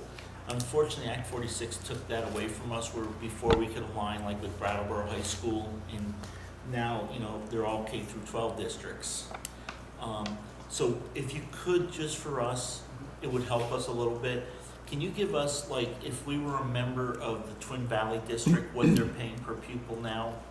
Because that would give us a number to use. So we were to join Twin Valley, we would probably be paying something similar to what they're paying. Okay, so let me make sure I got this clear.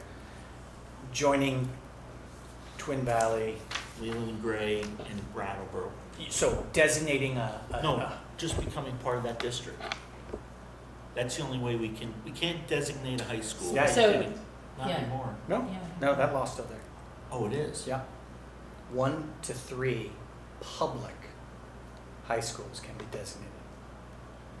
Cannot designate a 7th and 8th. Okay, but I mean, you have that. I think her question more is we're a member of that district.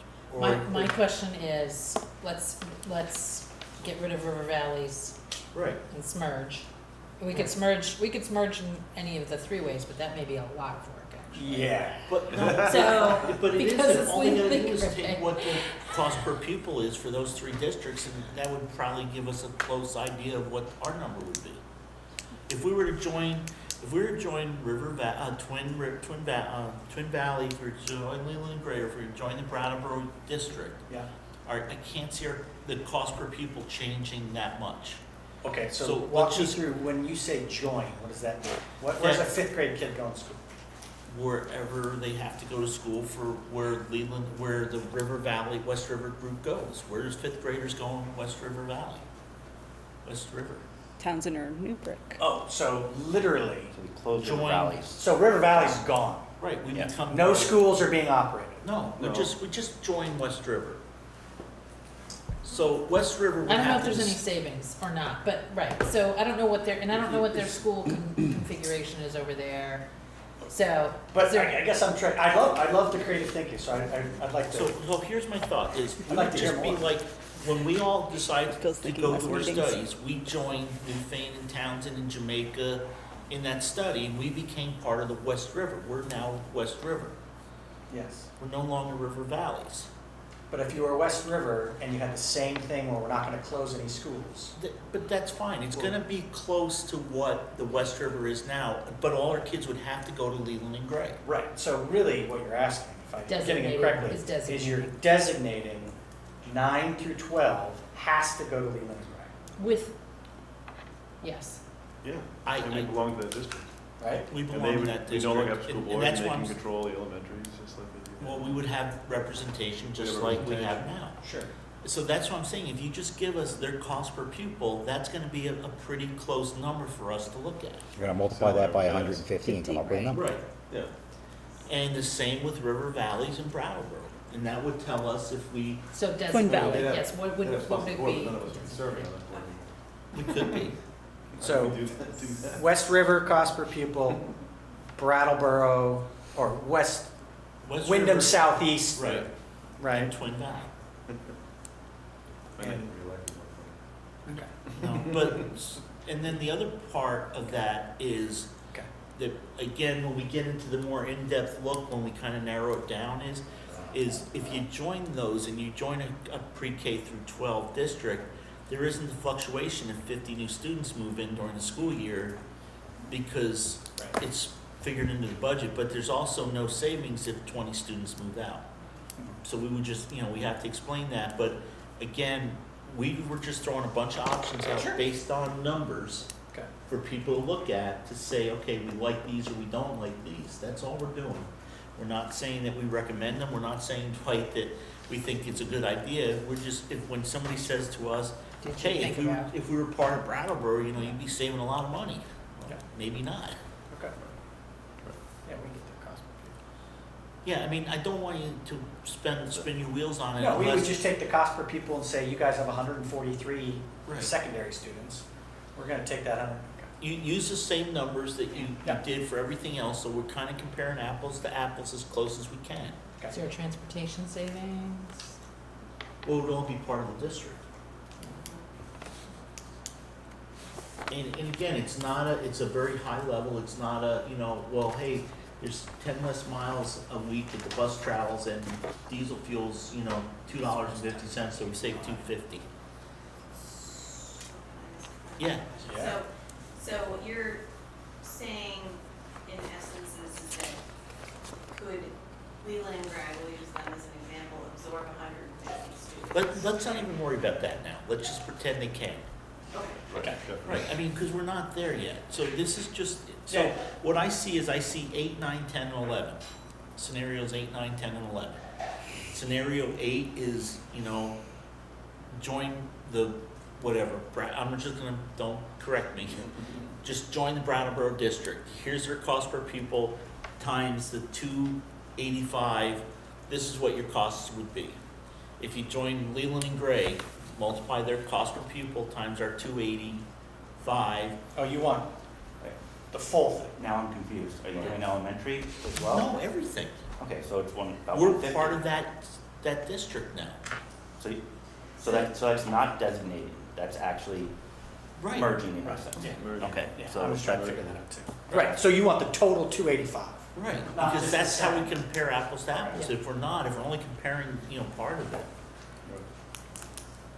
And then, I mean, if you want to say we're gonna designate only one high school, I mean, that's a really simple calculation. It's that school's tuition rate times our secondary students and.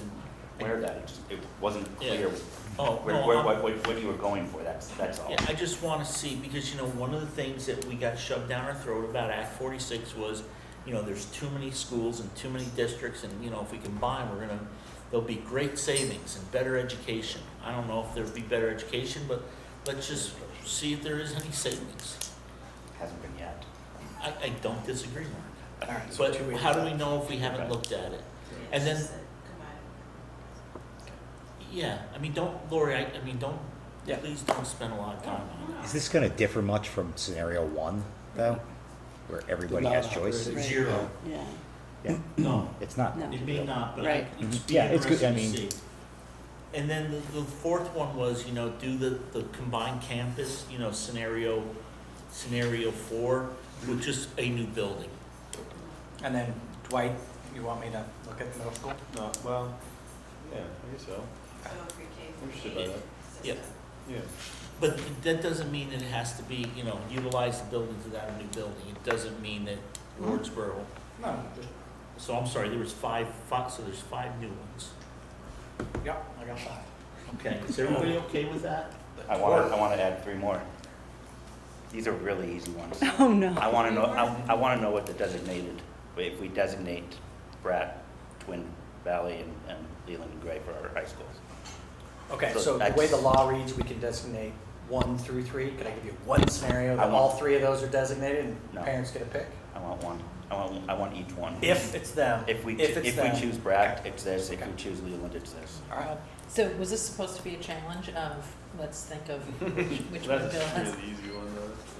Yeah, Oh, no, that's but an easy, that is, But those are, All right, these so- are not Yes, very yeah, hard they're not. assignments. I mean, Designate it'll take Lori probably half an hour to do all of these, because all the numbers are there. I'm not asking her to research getting rid of staff, or, I mean, it just, It'll take her longer to look up the tuition numbers than it will to do anything else. yeah. So let's have those so we can look at those. Okay? Is there anything else anybody can think of that we totally missed? Like, that Jeff Bezos guy, maybe we can deal with him and he'll give us a school on the moon or something, or he up may School not, on the he may moon. not live through his His little space trip. So let's see if he lives first. Okay. I'm just kidding. Is there anything else anybody can think of that we kind of missed? Lori and Bill, after doing this exercise, tell me what we missed. Yeah. Well, I know we gave you some direction, but is there anything while you were doing this, you said, boy, that Richie, he's not very smart. I would have done this. I mean, I don't think anything was glaring. I think what Laura pointed out at the very beginning is these are clinical, right? These have nothing to do with tradition and expectations and all that kind of stuff. So, This is the way Jeff Bezos would look at it. Right. Well, no, but this is how the state looks at things too. I mean, this was our argument all along where, you can't just draw circles on a map and say, well, Marlboro's the center, so all these schools can go to Marlboro. Remember, you weren't there, but one of the things that was brought up in the study committee for this district was, one of the names we came up with was not connected by, or connected by dirt roads. Right. The two or three towns have no connection by a paved road. All our connections where we border are all dirt roads. And most of them are roads that you would never send a school bus over. And any of they've ever driven a school bus would not take a school bus over Arapahoe Road or, Lower Dover, Upper Dover Road. And nobody would want to go, Todd hates driving the South Wardsboro Road. I had that route for a little while, and I hated that route. And all I had to do was go to the end of Newfane. I didn't have to go into Wardsboro. It's some bad roads, and we can't just draw circles. That's why I think Laura's point was so good, and we'll get into that in a second. Here's just a place to start though.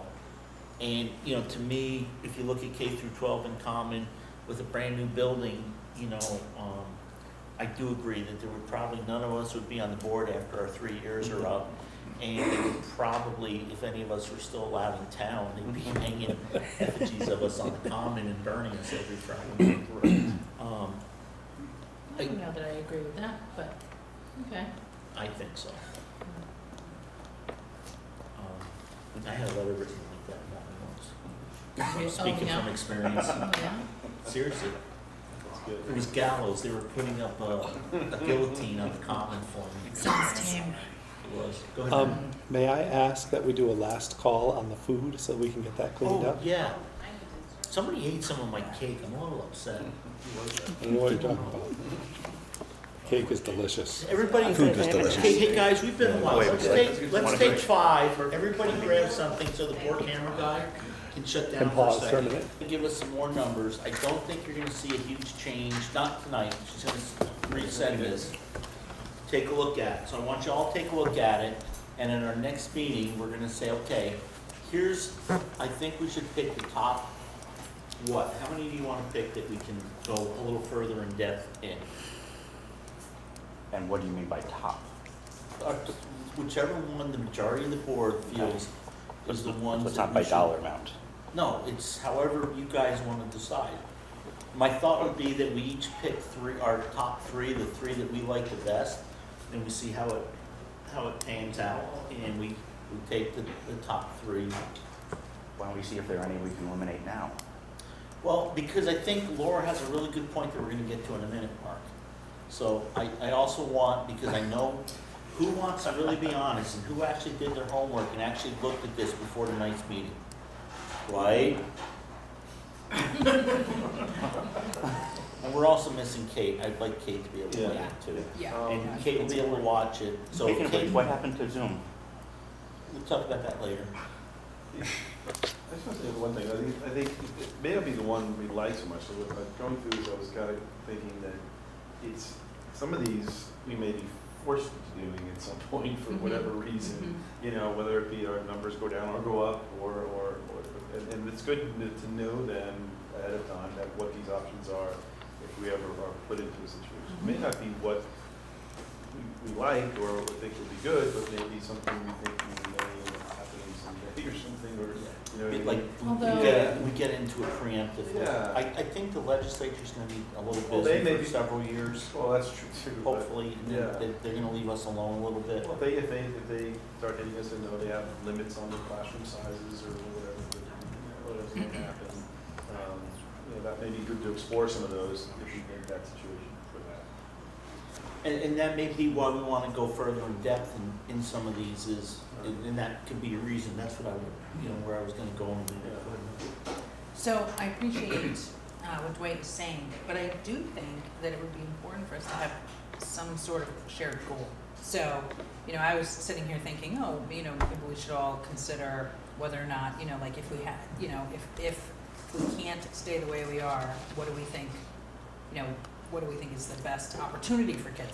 Which is not the same that you were saying, like if we, which one, if we could, I don't know. So, Right, that makes sense. but, because we're all gonna come into it with our own kind of lens of what would be important to us. So if we can have some kind of shared, So I'm gonna get us there in a minute, so bear with I us. have faith, Richard, I have Okay. faith. Any other thoughts from the board? Is 3 a good number? Should we pick our top 5? I mean, we're gonna have, how many altogether now, Laura? You've added 3 of Mark's, 3 of mine and Laura's, and 1 of mine. So you got 8 additional, 8 additional. So that's a but total. not heavy Total of duty. Only 15. Dwight's is heavy Oh, I forgot Dwight, I'm sorry, buddy. Okay, so that's gonna be a total of 17, 16 total? duty. Well, one is what we currently have, so. Okay. So how about top 5? But you can't just say, these are my top 5, you gotta give an explanation Yeah, that's, right. why you think Yeah. they're your top 5. Okay? That's a good point, because, one would be cost savings, one could be more, More whatever, opportunities, or One could be, stabilization of the tax rate, I mean, whatever, Yeah. I don't wanna give everybody. I think that's And fair. you don't have to, it's not, I don't want a book, I mean, it's I picked these 5 because I like the idea of, you know, having combined grades, because I grew up with combined grades. You know, and I picked the other 2 because I thought it would be really important for us to have the 2 buildings. But I just want you I to. guess I don't understand how we're all gonna come up with a combined 5. Because Am I I'm gonna gonna say take I your want 1, 5. 7, and 12, 5 feels and you're like a gonna lot. say I want 5, 6, and 8, And we'll just add 'em and up. then we're just gonna add them, okay, Ranked, okay. ranked voting, Hmm? Yeah. ranked voting. Rigged? Rank, Rank choice, choice. voting. Rigged, right. Okay. Rank choice. Okay. Unless, This is but not Rick, Trump I'm territory. gonna- That's- No, I have a different thought. like I said, I was wondering how we were gonna get there. That was my only, Does somebody have a different thought? no? No, it makes sense. Because what I'm trying to do is I'd like to cut it down, because I'm trying to learn from others. And West River had, how many did you do for West River, 17, Lori? Yeah, there was 12, It was a lot. so we have more. Amelia, do you know what ranked choice voting is? All right, great. So Yeah, right choice voters. is everybody okay with that, or do we Yes. want to do something different? I'm open right now. That's fine, I was just wondering, like I said, how we were gonna get there, what the process was gonna Right, be to get choice. to those top 5. And again, it may be 6 because there may be a tie for spot number 5. Right, Who knows? right. But let's see, I don't know.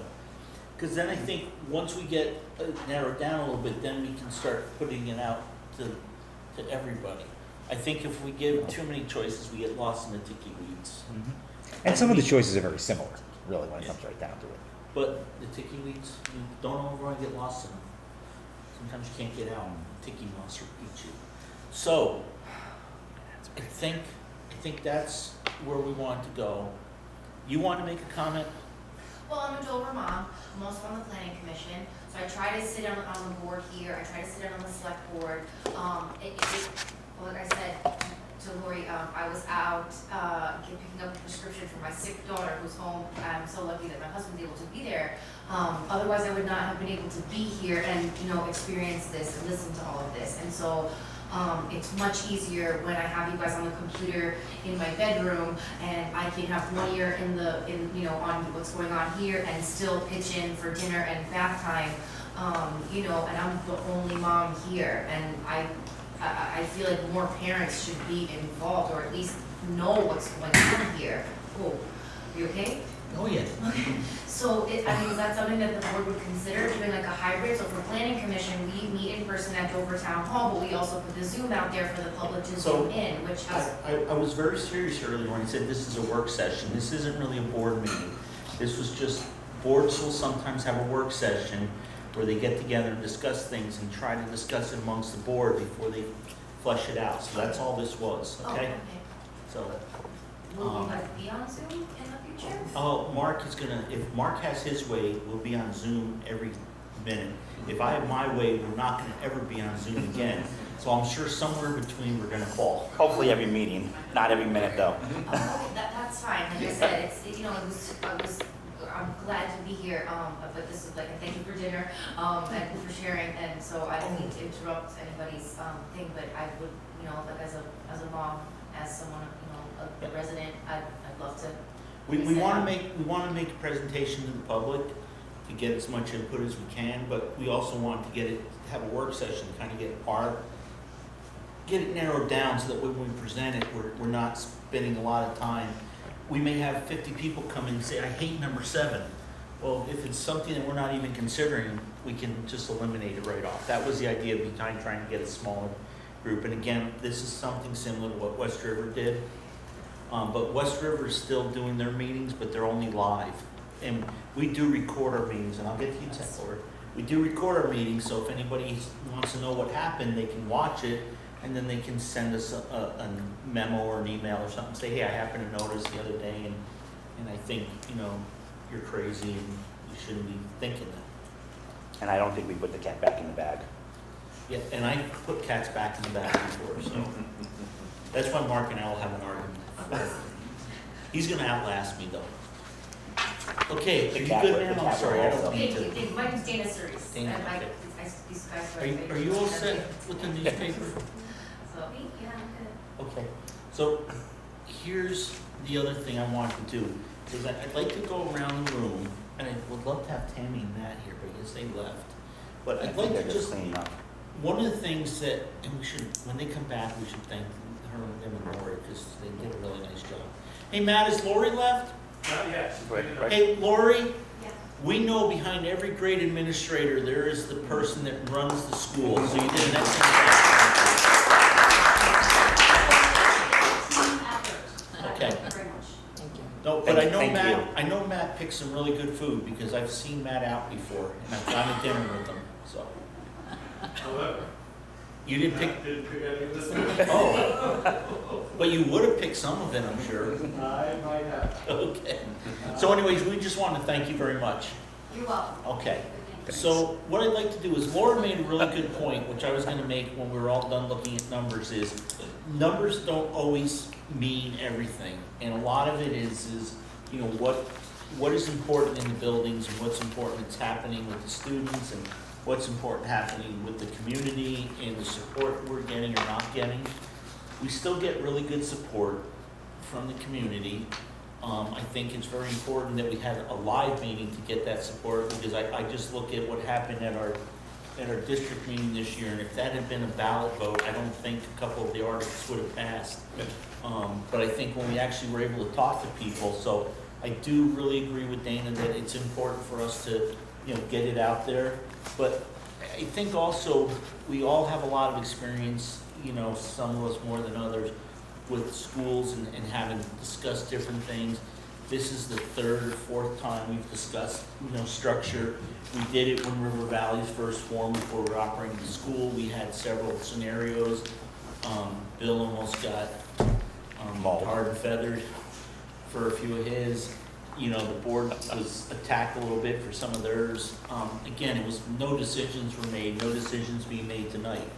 But if people would like to, one of the things I thought that may be interesting is just take 5 minutes and give us each of your thoughts on what's important that the schools do. And if there's anything you think we can do better, and if there's anything you think we've really nailed, just so that people have an idea of where we're coming from. What nailed half so? Like, we did a really good job by getting the STEAM program in Wardsboro. That, to me, is one of the things. We really nailed the idea of 2 totally different curriculums in 2 small schools to help prevent somebody from ever saying, you got 2 schools that are doing the exact same thing that are 2 miles apart when I draw my little circle on the map. We're gonna force you to close those 2 schools and make 1 school. And I think by doing the 2 different specialties, that we can say it's not the exact same thing going on in both buildings. That's why it's so important. But again, that's just my thought, and it's my comment. No, I think you took the best comment. I mean, that was really probably the best thing that's come out of this so far, I think. Is to be able to have 2 schools with 2 completely distinct personalities and distinct different focuses that, you know, really sets them both apart from the average school in Vermont. So I would agree that that's probably would be number 1. Okay, so Rick got his. Oh, no, Lori, I got next. yours. I got to come up with my own. No, that was just an example, so you can steal that. I got more. Yeah, no, I appreciate the collaboration with our administrators. I'm really psyched about the STEAM program kind of emerging in Wardsboro. I think it's great to have the collaboration on the board. So, you know, with Act 46, that was the hope was that you would find some equity in these larger units, right? So that now Wardsboro's kids are my concern and Dover's kids are Rick's concern, and you know, vice versa, and so that we would be equally invested in the town. So, I mean, I think we have seen that. I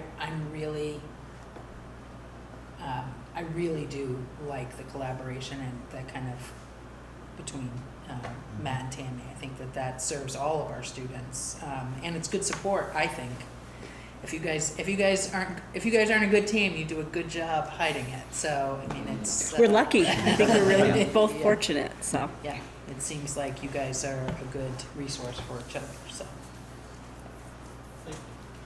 I would like to see us continue. I appreciate that list. I would like to see us continue to innovate and see, you know, what we can do with the resources that we have to do more for our kids. So, okay. No, that was good. That's kind of what I was hoping to get, so. Yeah, I certainly agree. I think the combined districts I think on the board level is one of the things that the state really is pushing for, so we'd have more collaboration, more minds in a room rather than in the individual schools, and having served on both, you know, it's great to see so many more ideas and other opportunities and things that we can kind of bounce around each other, which is really helpful for everyone. You know, it's great. But definitely like to see more, of course, and more collaboration between the two schools. I think we're moving in the right direction, there's no doubt about it. But to continue on that path and find different areas where we can, you know, combine some of those efforts, just like you guys are doing. It's wonderful. It's been great. Okay. That's it. Sure, Mark. Don't touch that soon. Well, Spanish in Wardsboro, which I don't have decided yet, but Yeah. getting getting that over there. I would love to see some significant technology, investment in technology to really take advantage of some of the 21st century technology.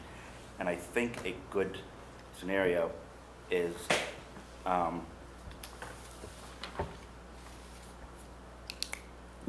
not e-classrooms. No. One teacher, 2 buildings, 1 teacher per class, an aide in one school type Whoa. scenario.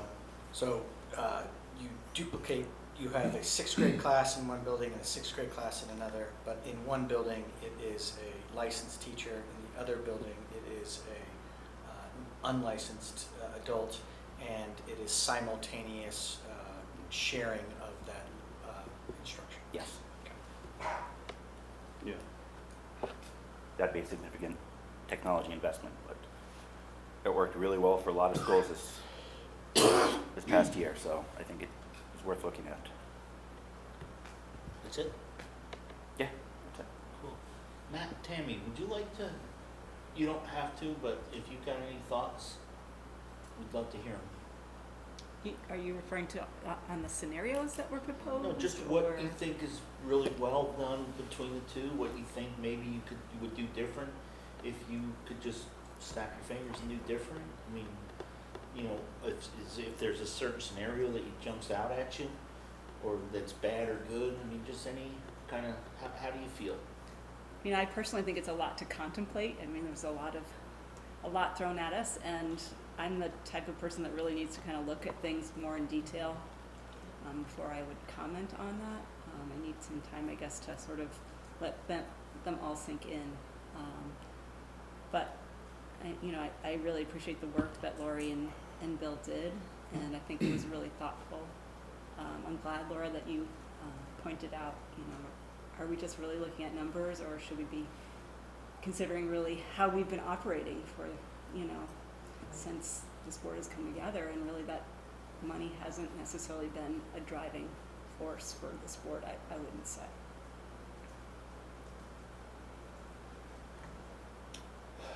Yeah, I agree with Tammy. I think that there are a lot of things that, obviously we've been wrestling with these scenarios now for a few months, and, thanks to the work of these guys.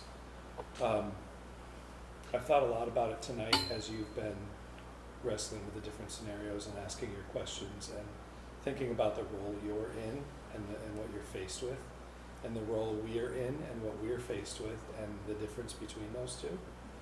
And as I was just bringing stuff to the back room, realized that as a principal, as an educator, I want to work somewhere that's forward thinking. Like, I want to work somewhere that's thinking that we never want to tread water.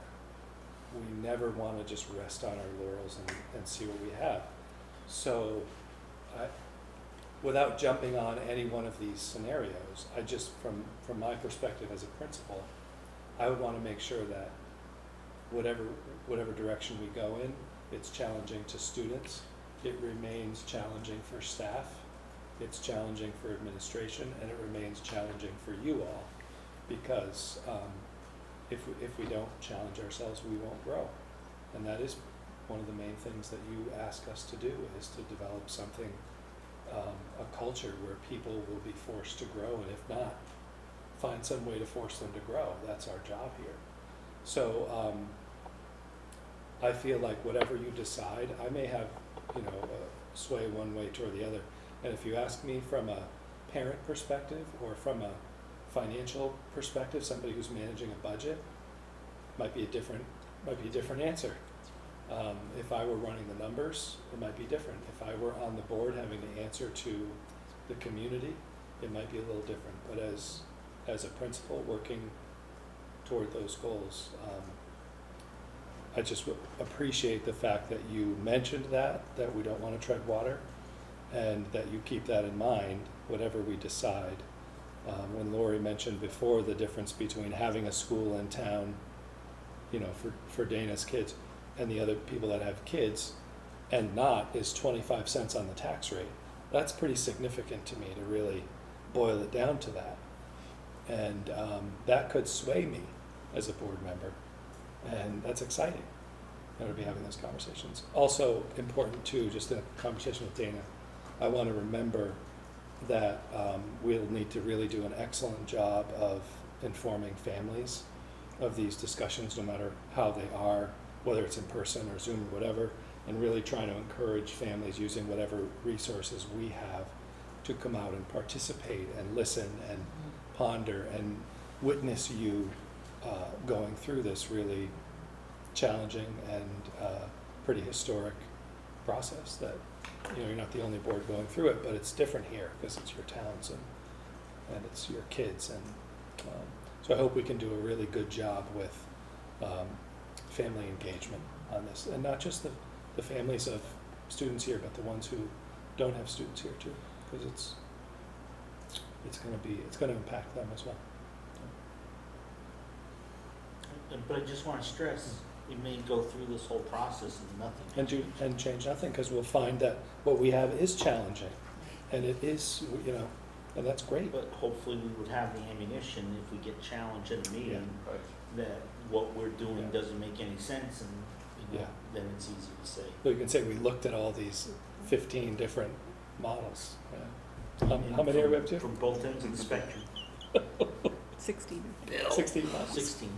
Bill and Lori, I mean, I don't know, Bill, you're always in a tough spot because you used to be administrator here, and now you're in charge of everything. No, I love that you guys are engaging in this process. I think it's courageous even to bring it up, having participated in this district 4 years ago and in West River now for the third time. It's challenging just to even have the conversation, so I very much appreciate the courage to ask the questions. I think what I find interesting about all the scenarios is one thing that will always be a good investment is time. And so however this process leads out, I would challenge the board and really actually challenge Matt and Tammy to think about how we can get more time to increase what we're currently doing. Because you guys have been very fortunate to have stable leadership. When you have stable leadership, you can kind of see the cumulative effects of decisions that are being made. And even during a pandemic, the conversations I have with Matt and Tammy are, we could go this step further with more time. We could do this with more, and that's rare. And so I would say whatever this plays out,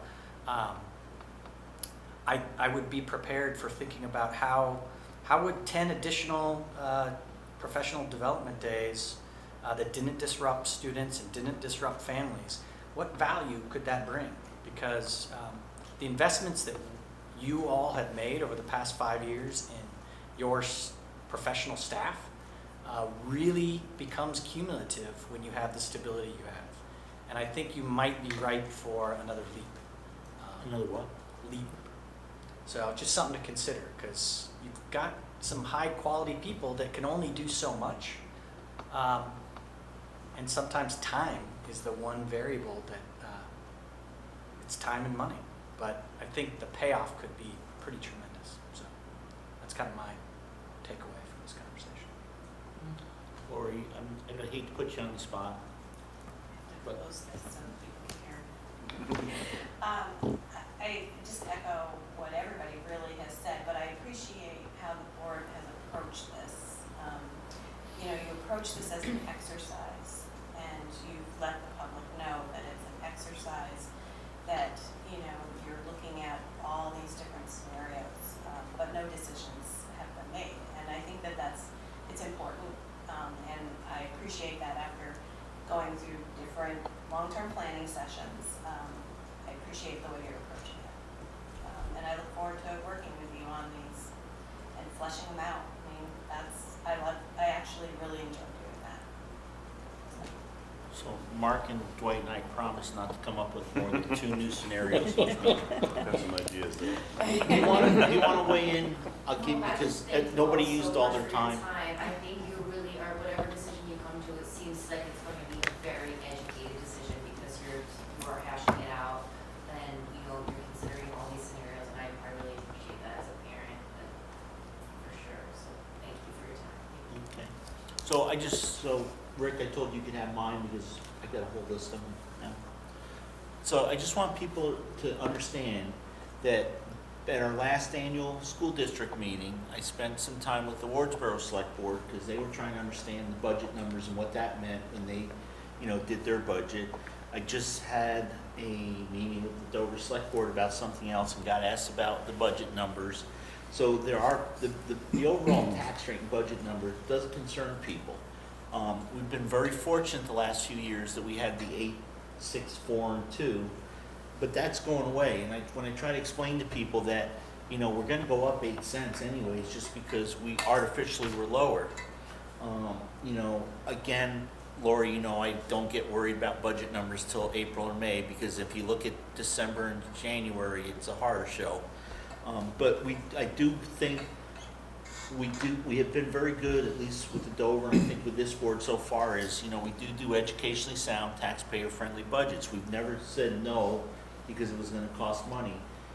You know, in Dover, we spent $60,000 for a preschool that cost us, you know, $300,000 with the shark pool donation, and but it seemed to be educationally sound, and that was based on recommendations from our educators. So that's going to be very important to us from Bill and from you folks, that, you know, if we're going down a path that is not educationally sound, you know, we need to be told that.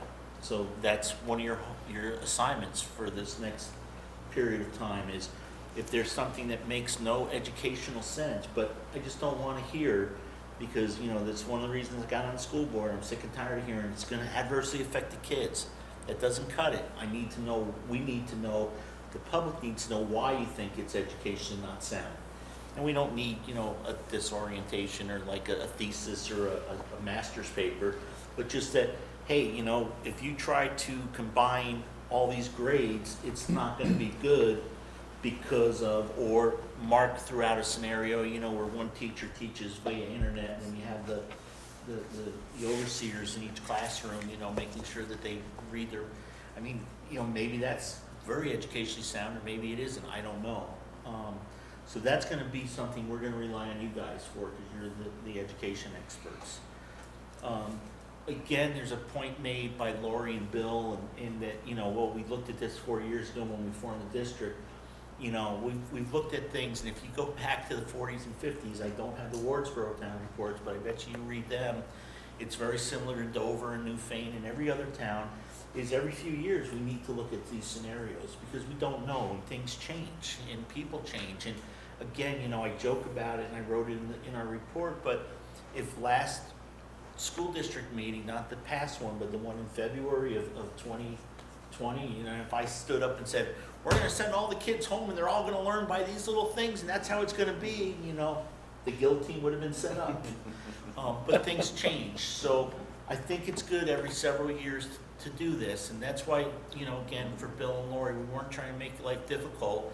We were just, let's look at some big numbers. But I think we have, and I don't know about Wardsboro, Rick, you may know, or Tammy or Dwight, you know, maybe Wardsboro has looked at combining, you know, designating or a high school or doing more or different things, or even closing their school. I think we really need to hear from people about those, because I know when we looked into doing the Whitingham Wilmington thing, or we looked into doing our own 7th and 8th grade in Dover with Susan Mack, we get a lot of pushback for a lot of different reasons, and I don't wanna bring them all up now, because I think that's the stuff that we'll get into. I told Laura in the future, you know, when we make a decision like that, that has a lot of effect. You know, kids don't get to meet their kids are gonna go through high school with, and they don't get to play football and baseball in this bigger group, so they're kind of like behind when they get into high school. But other people really like the small atmosphere and would rather have their child in a middle school with 3 or 4 or 5 students. But there's pros and cons to everything. Some of these really jump out to me. Like right now, I could tell you there's 3 or 4 that I think are not even no starters, but I don't want to prejudice anybody.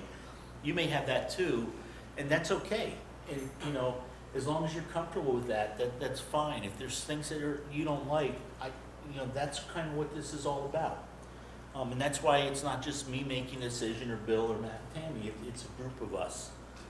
And be prepared that we did this now. And yes, Lori, if you're still around in 5 years, I don't know if I will be, but we may be doing this again, unfortunately. But I think that every so often it does need to be looked at. So I just want people to understand that nothing is going to be decided. That maybe we make a small change, maybe we make no change, but maybe in 2 years we make a change, or we change back if we make a change. So, you know, we are very fluid. The only problem that I dislike a lot is I know before we tried a lot of different programs, and we would like experiment for 3 or 4 years, and we found out, wow, that program really was not that good. But those poor kids for that 3 or 4 years did not have a very good program. So we really, you know, we do need to be very thoughtful in what we do. And again, numbers alone don't tell the entire story. Things like test scores, things like satisfaction, things like students moving to the area. We have to look at all that, but you know, we got to start narrowing it down somehow. But not just families too, and not just parents. We need to also involve the community, because even if every parent came out and voted, you know, if you get, and we've seen it just locally here with some elections in Dover, you know, you get a group of people that aren't very happy. Like you get a lot of taxpayers that think, you know, that we went for that $3.17 item, and that's just ridiculous. You know, there can be a lot of backlash, and there can be budgets voted down. You know, and I know, talking to Rick, there's never been a budget voted down in Wardsboro. There was one. Oh, It was one? a long time ago, probably Okay. 18 years ago. I mean, you know, for the last 25 years, I know the only thing that ever got turned down in Dover was when they wanted 3 more chicken coops for classrooms. And the town said, no, here's $100 and something thousand, get a study done, and we want an addition, you know, and they built a nice addition. So it's not just families, it's community. So even if families have opinions, they need to also talk to their neighbors. And we want to get this out so we can get a lot of information in. And Bill, I wanted to just comment, you know, when you talk about professional development, if you don't recall, I mean, I think I've fought for professional development for years. Yeah, And I feel that's what's really helped us go places. absolutely. And again, that's not something that we really figure into the budget or these numbers, but I think that's something that should be coming to us no matter what model we do, no matter what. And I don't think we've ever not been very generous with professional development, but that's something that can't come from me or from the board. That's something that has to come from the educational professionals. Yeah, I was just riffing on the continuous improvement. Yeah, no, but and that's really good, because I think, you know,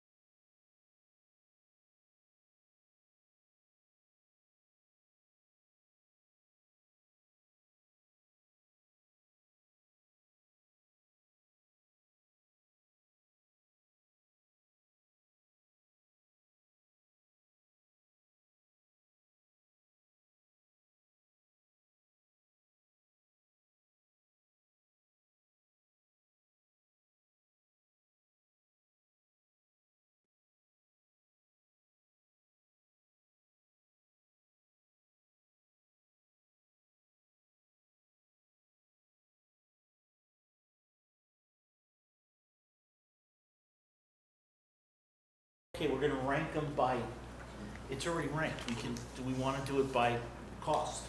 It's already done for Well, us. I mean, if my objective is educate, increasing education opportunities, like for all of the students, and Mark's is to save money, and Mark ranks his and I rank mine, and then we get past that, like, our objectives may not actually come together. But that could be the case anyway. That's what happens when we vote. When Right. people vote, some people are voting based on the numbers, some people are voting on the experience, some people are voting that they hate me and they don't wanna see it. I mean, who knows why people vote the way they vote? Educationally sound, taxpayer friendly. That's been my kind of motto, and we've used it before, but it doesn't mean that everybody agrees with it. Okay, I mean, that's how we do this. This is why it's not just me making a decision, or Bill or the administrators. It's, everybody comes at it from a different perspective, a different reason, and that's why we just wanted to know, like, if you say I picked these three, well, let's say Mark says I picked these three because they're the three cheapest. I've looked at it financially. Dwight says I picked these three because I'm familiar with them and I think they're the best thing that I've seen for my child. You pick these three because so how will we evaluate them once we get down to the Because three, like, together then as a then group? we'll have that discussion at that time. Okay. Alright. I mean, if we want to, we can right now vote that we're gonna look for the most economically sound plan. And then we'll just give it to Bill and say, Bill and Lori, tell us which one's the most financially sound. We could say to Matt and Tammy, take it and tell us which one's the most educationally sound and why. But it's interesting to see where we're all coming from. Okay. Does anybody disagree, or is? I think we could have more in common than not, quite honestly. Which That would we be a found guess. during the Act 46 Right. study, and we found several times when we looked at this, we're actually more on the same page than we think. We were actually more on the same page with Bill's original proposals that they wanted tar and feather them for. So, but wouldn't it be a good exercise for us to kind of get on the same page and then all on that same page evaluate the proposals? We're gonna do that after we narrow them down. Okay. I don't think we have enough data yet. I mean, we don't have the educational. And I can't send data. Bill out to look at 17 options and break them down and look at them in depth. That's why we're gonna narrow it down, so we can then say, Bill and Lori and Matt and Tammy, give us more in depth about these. You know, Okay. what are the educational pluses and minuses in Q2? Bill, supervisory, what's good and bad about these? Lori, financially, what's good and bad about these? Parents, which one, could none of you live with, or which ones do you love? And that's, I think, it's our job to not, I mean, if you want, what we can do is we can send a ballot to every voter in the entire district and give them all 17 of these and I say think that's choose. probably the only way we could make this more Worse. dispersed in terms of less possible chance of coming to Is that a a conclusion that we all want. So you're gonna have to decide as a, The guy. you have to decide as a board member what's important to you and why you chose those three. And you tell us, and people can say, oh, okay, that's good, and we're gonna put them all together, and then we're gonna decide, do we do 3 or do we do 5? Maybe we only do 2, because maybe there's only 2 we all like. So may I make a suggestion then, in this model, where then it sounds like, rather than kind of aggregating the votes, it sounds like we're probably gonna have to have a conversation about to sell each other first, and then. I don't think and so. then- I think we ought to just see where we're at. All right. The other problem is, See where we're again, this is like typical for when I have meetings. We don't have a full board here tonight. I'm not saying it's bad, That is but, not typical for when you have meetings. We almost always have a full well, we board, do when Richard. we're on When they're TV. on Zoom, yeah. It's very rare that we don't have someone here. No, it's been pretty consistent. When Yeah. we were meeting live, we were short. Okay. I mean, I shouldn't even say at the that. annual meeting, we were Yeah. short a couple members. So, Moving on to Zoom, good reason to use we're Zoom. not done, Mark, so if Bill you were had chairman, something to say. Bill. So Laura, you brought up the point that you were unclear whether there was a common objective. Yes. I think that's a good point. But not a common objective, but you guys have done some work and come to agreement on your goals and your mission and your vision. Thank you. And they're all in your packet. And they, Perfect. the vision is very short, and the mission is very short, and the goals are very specific. Yeah.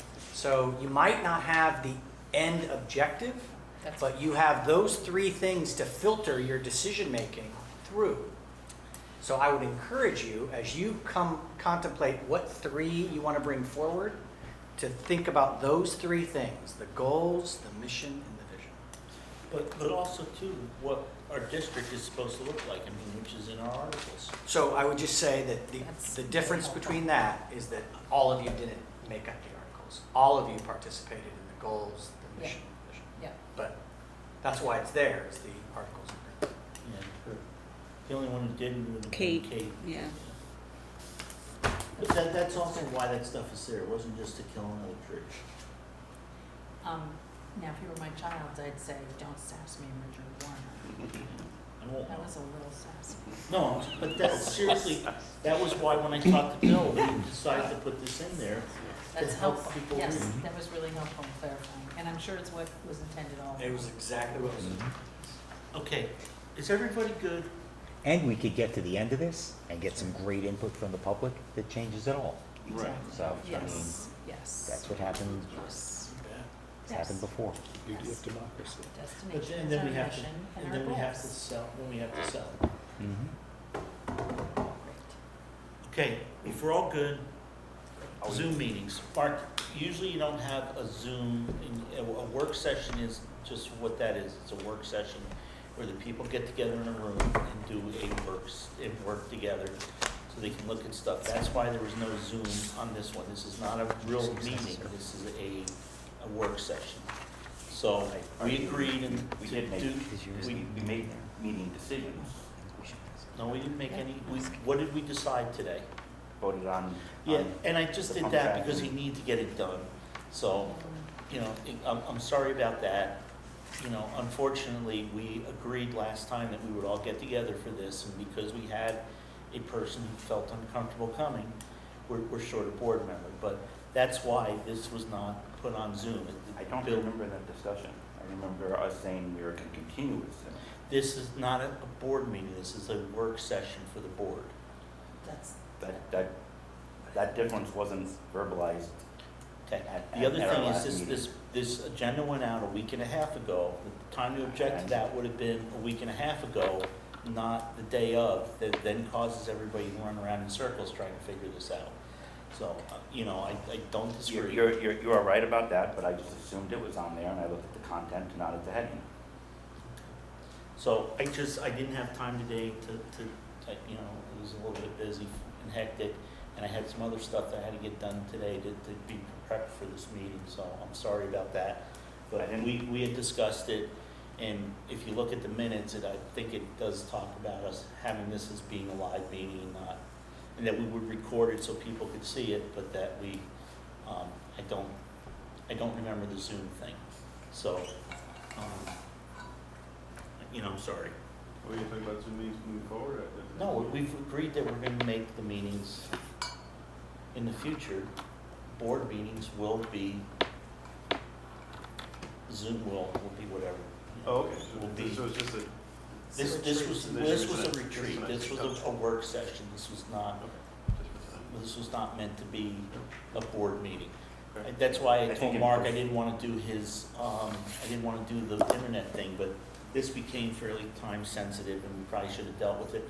The other thing that makes it difficult is we don't meet we don't meet twice a month in the summer, because we don't get enough people and stuff, so.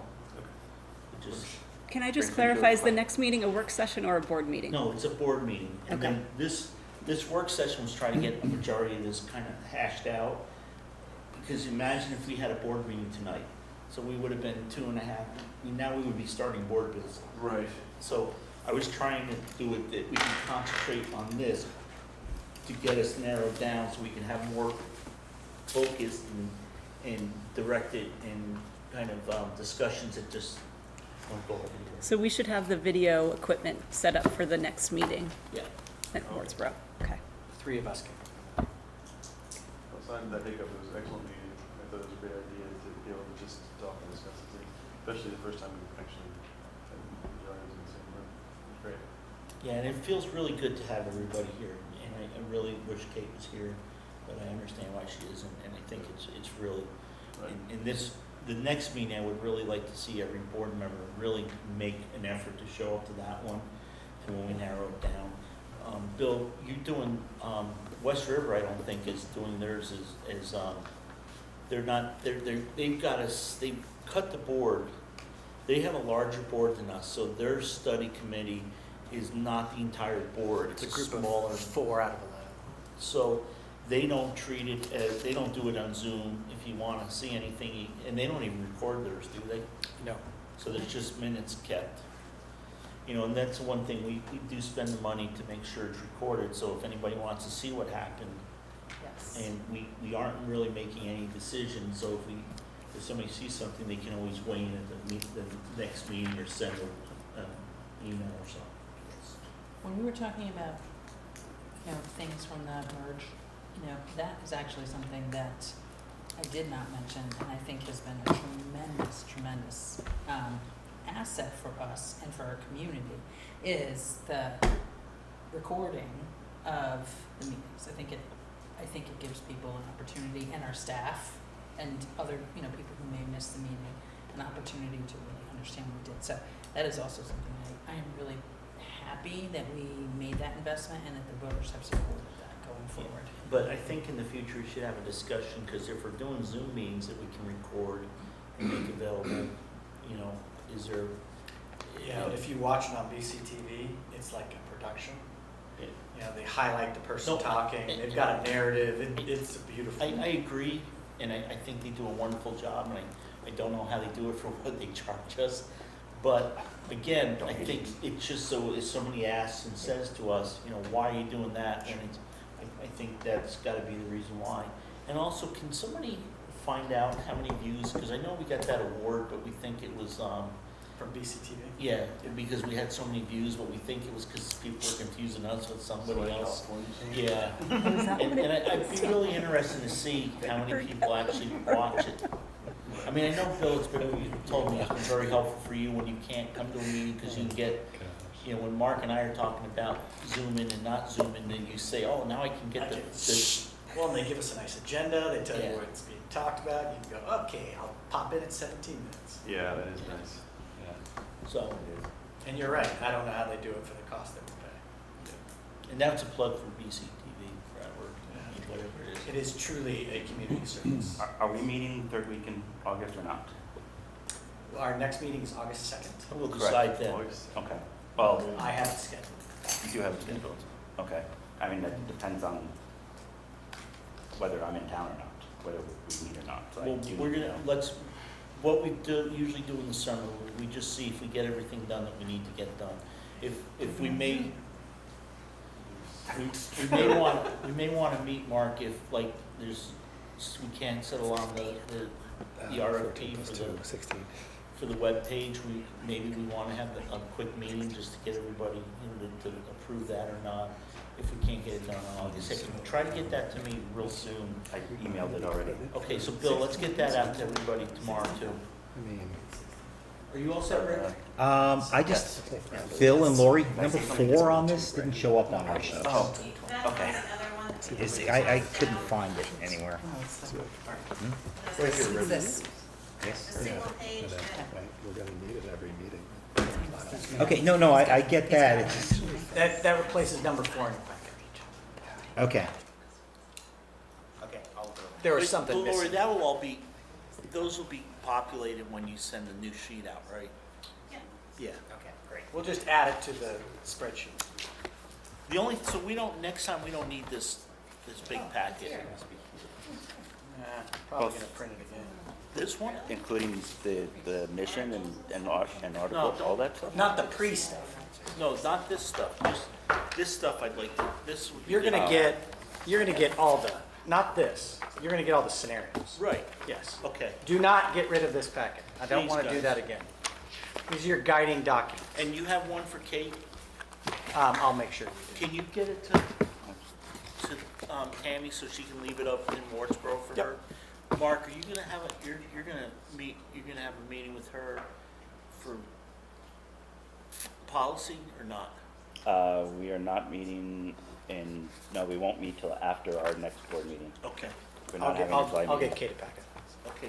Hey, Tammy, he's gonna get you a packet for Kate with all this stuff. I'm gonna So email that you. we can get it to her. Just so I got it.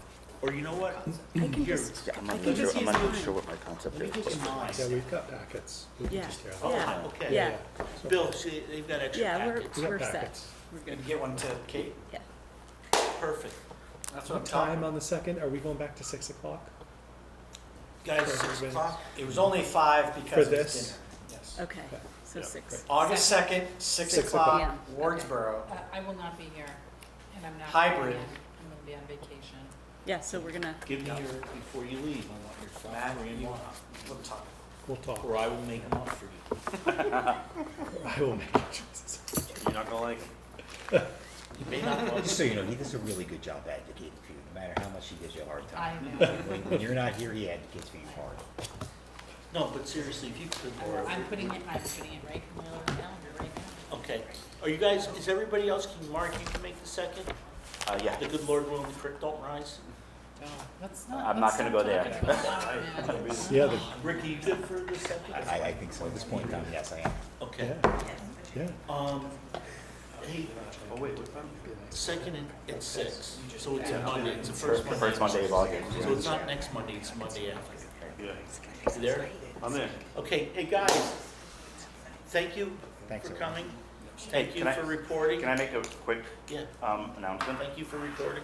I just want to remind everybody that the committee, the task force on, I forget the exact name, but the pupil waiting study task force has started meeting. Their next meeting is July 29th, 9 a.m. It is a hybrid meeting, so it's available online. July 29th, and then next one after that's August 12th. At every meeting, they have space for public comment. Yes. Before the meeting? Nope, at the end. Oh, at the end? It's at the end of the meeting. About anything that happened during the meeting? No, it's No, you public can say comment. Whatever you want. Yeah, anyone from the public can make comment. Seriously? Yeah, I didn't know if they restricted you to it's your government. They're working for you to Yeah. spend your tax dollars. Yeah. that. I love the government. Matt? Just a quick thank you for the jacket and the support. Thank you. everyone. yeah, thank you. Very much appreciated. Well, you guys earned it, believe me. Absolutely. Yes. This year, you guys did a great job. Thank you. We will wear them. Even the cameraman's clapping. He doesn't know you, but he thinks you're a wonderful guy. They are. They are. First meeting, a few more meetings. All right. We gotta get you to talk on camera We though. want this for. Thank you. Hey, Bill? Thank you for that. Okay, we're out. Yeah, we're out. We're Oh, out. motion to adjourn? So move.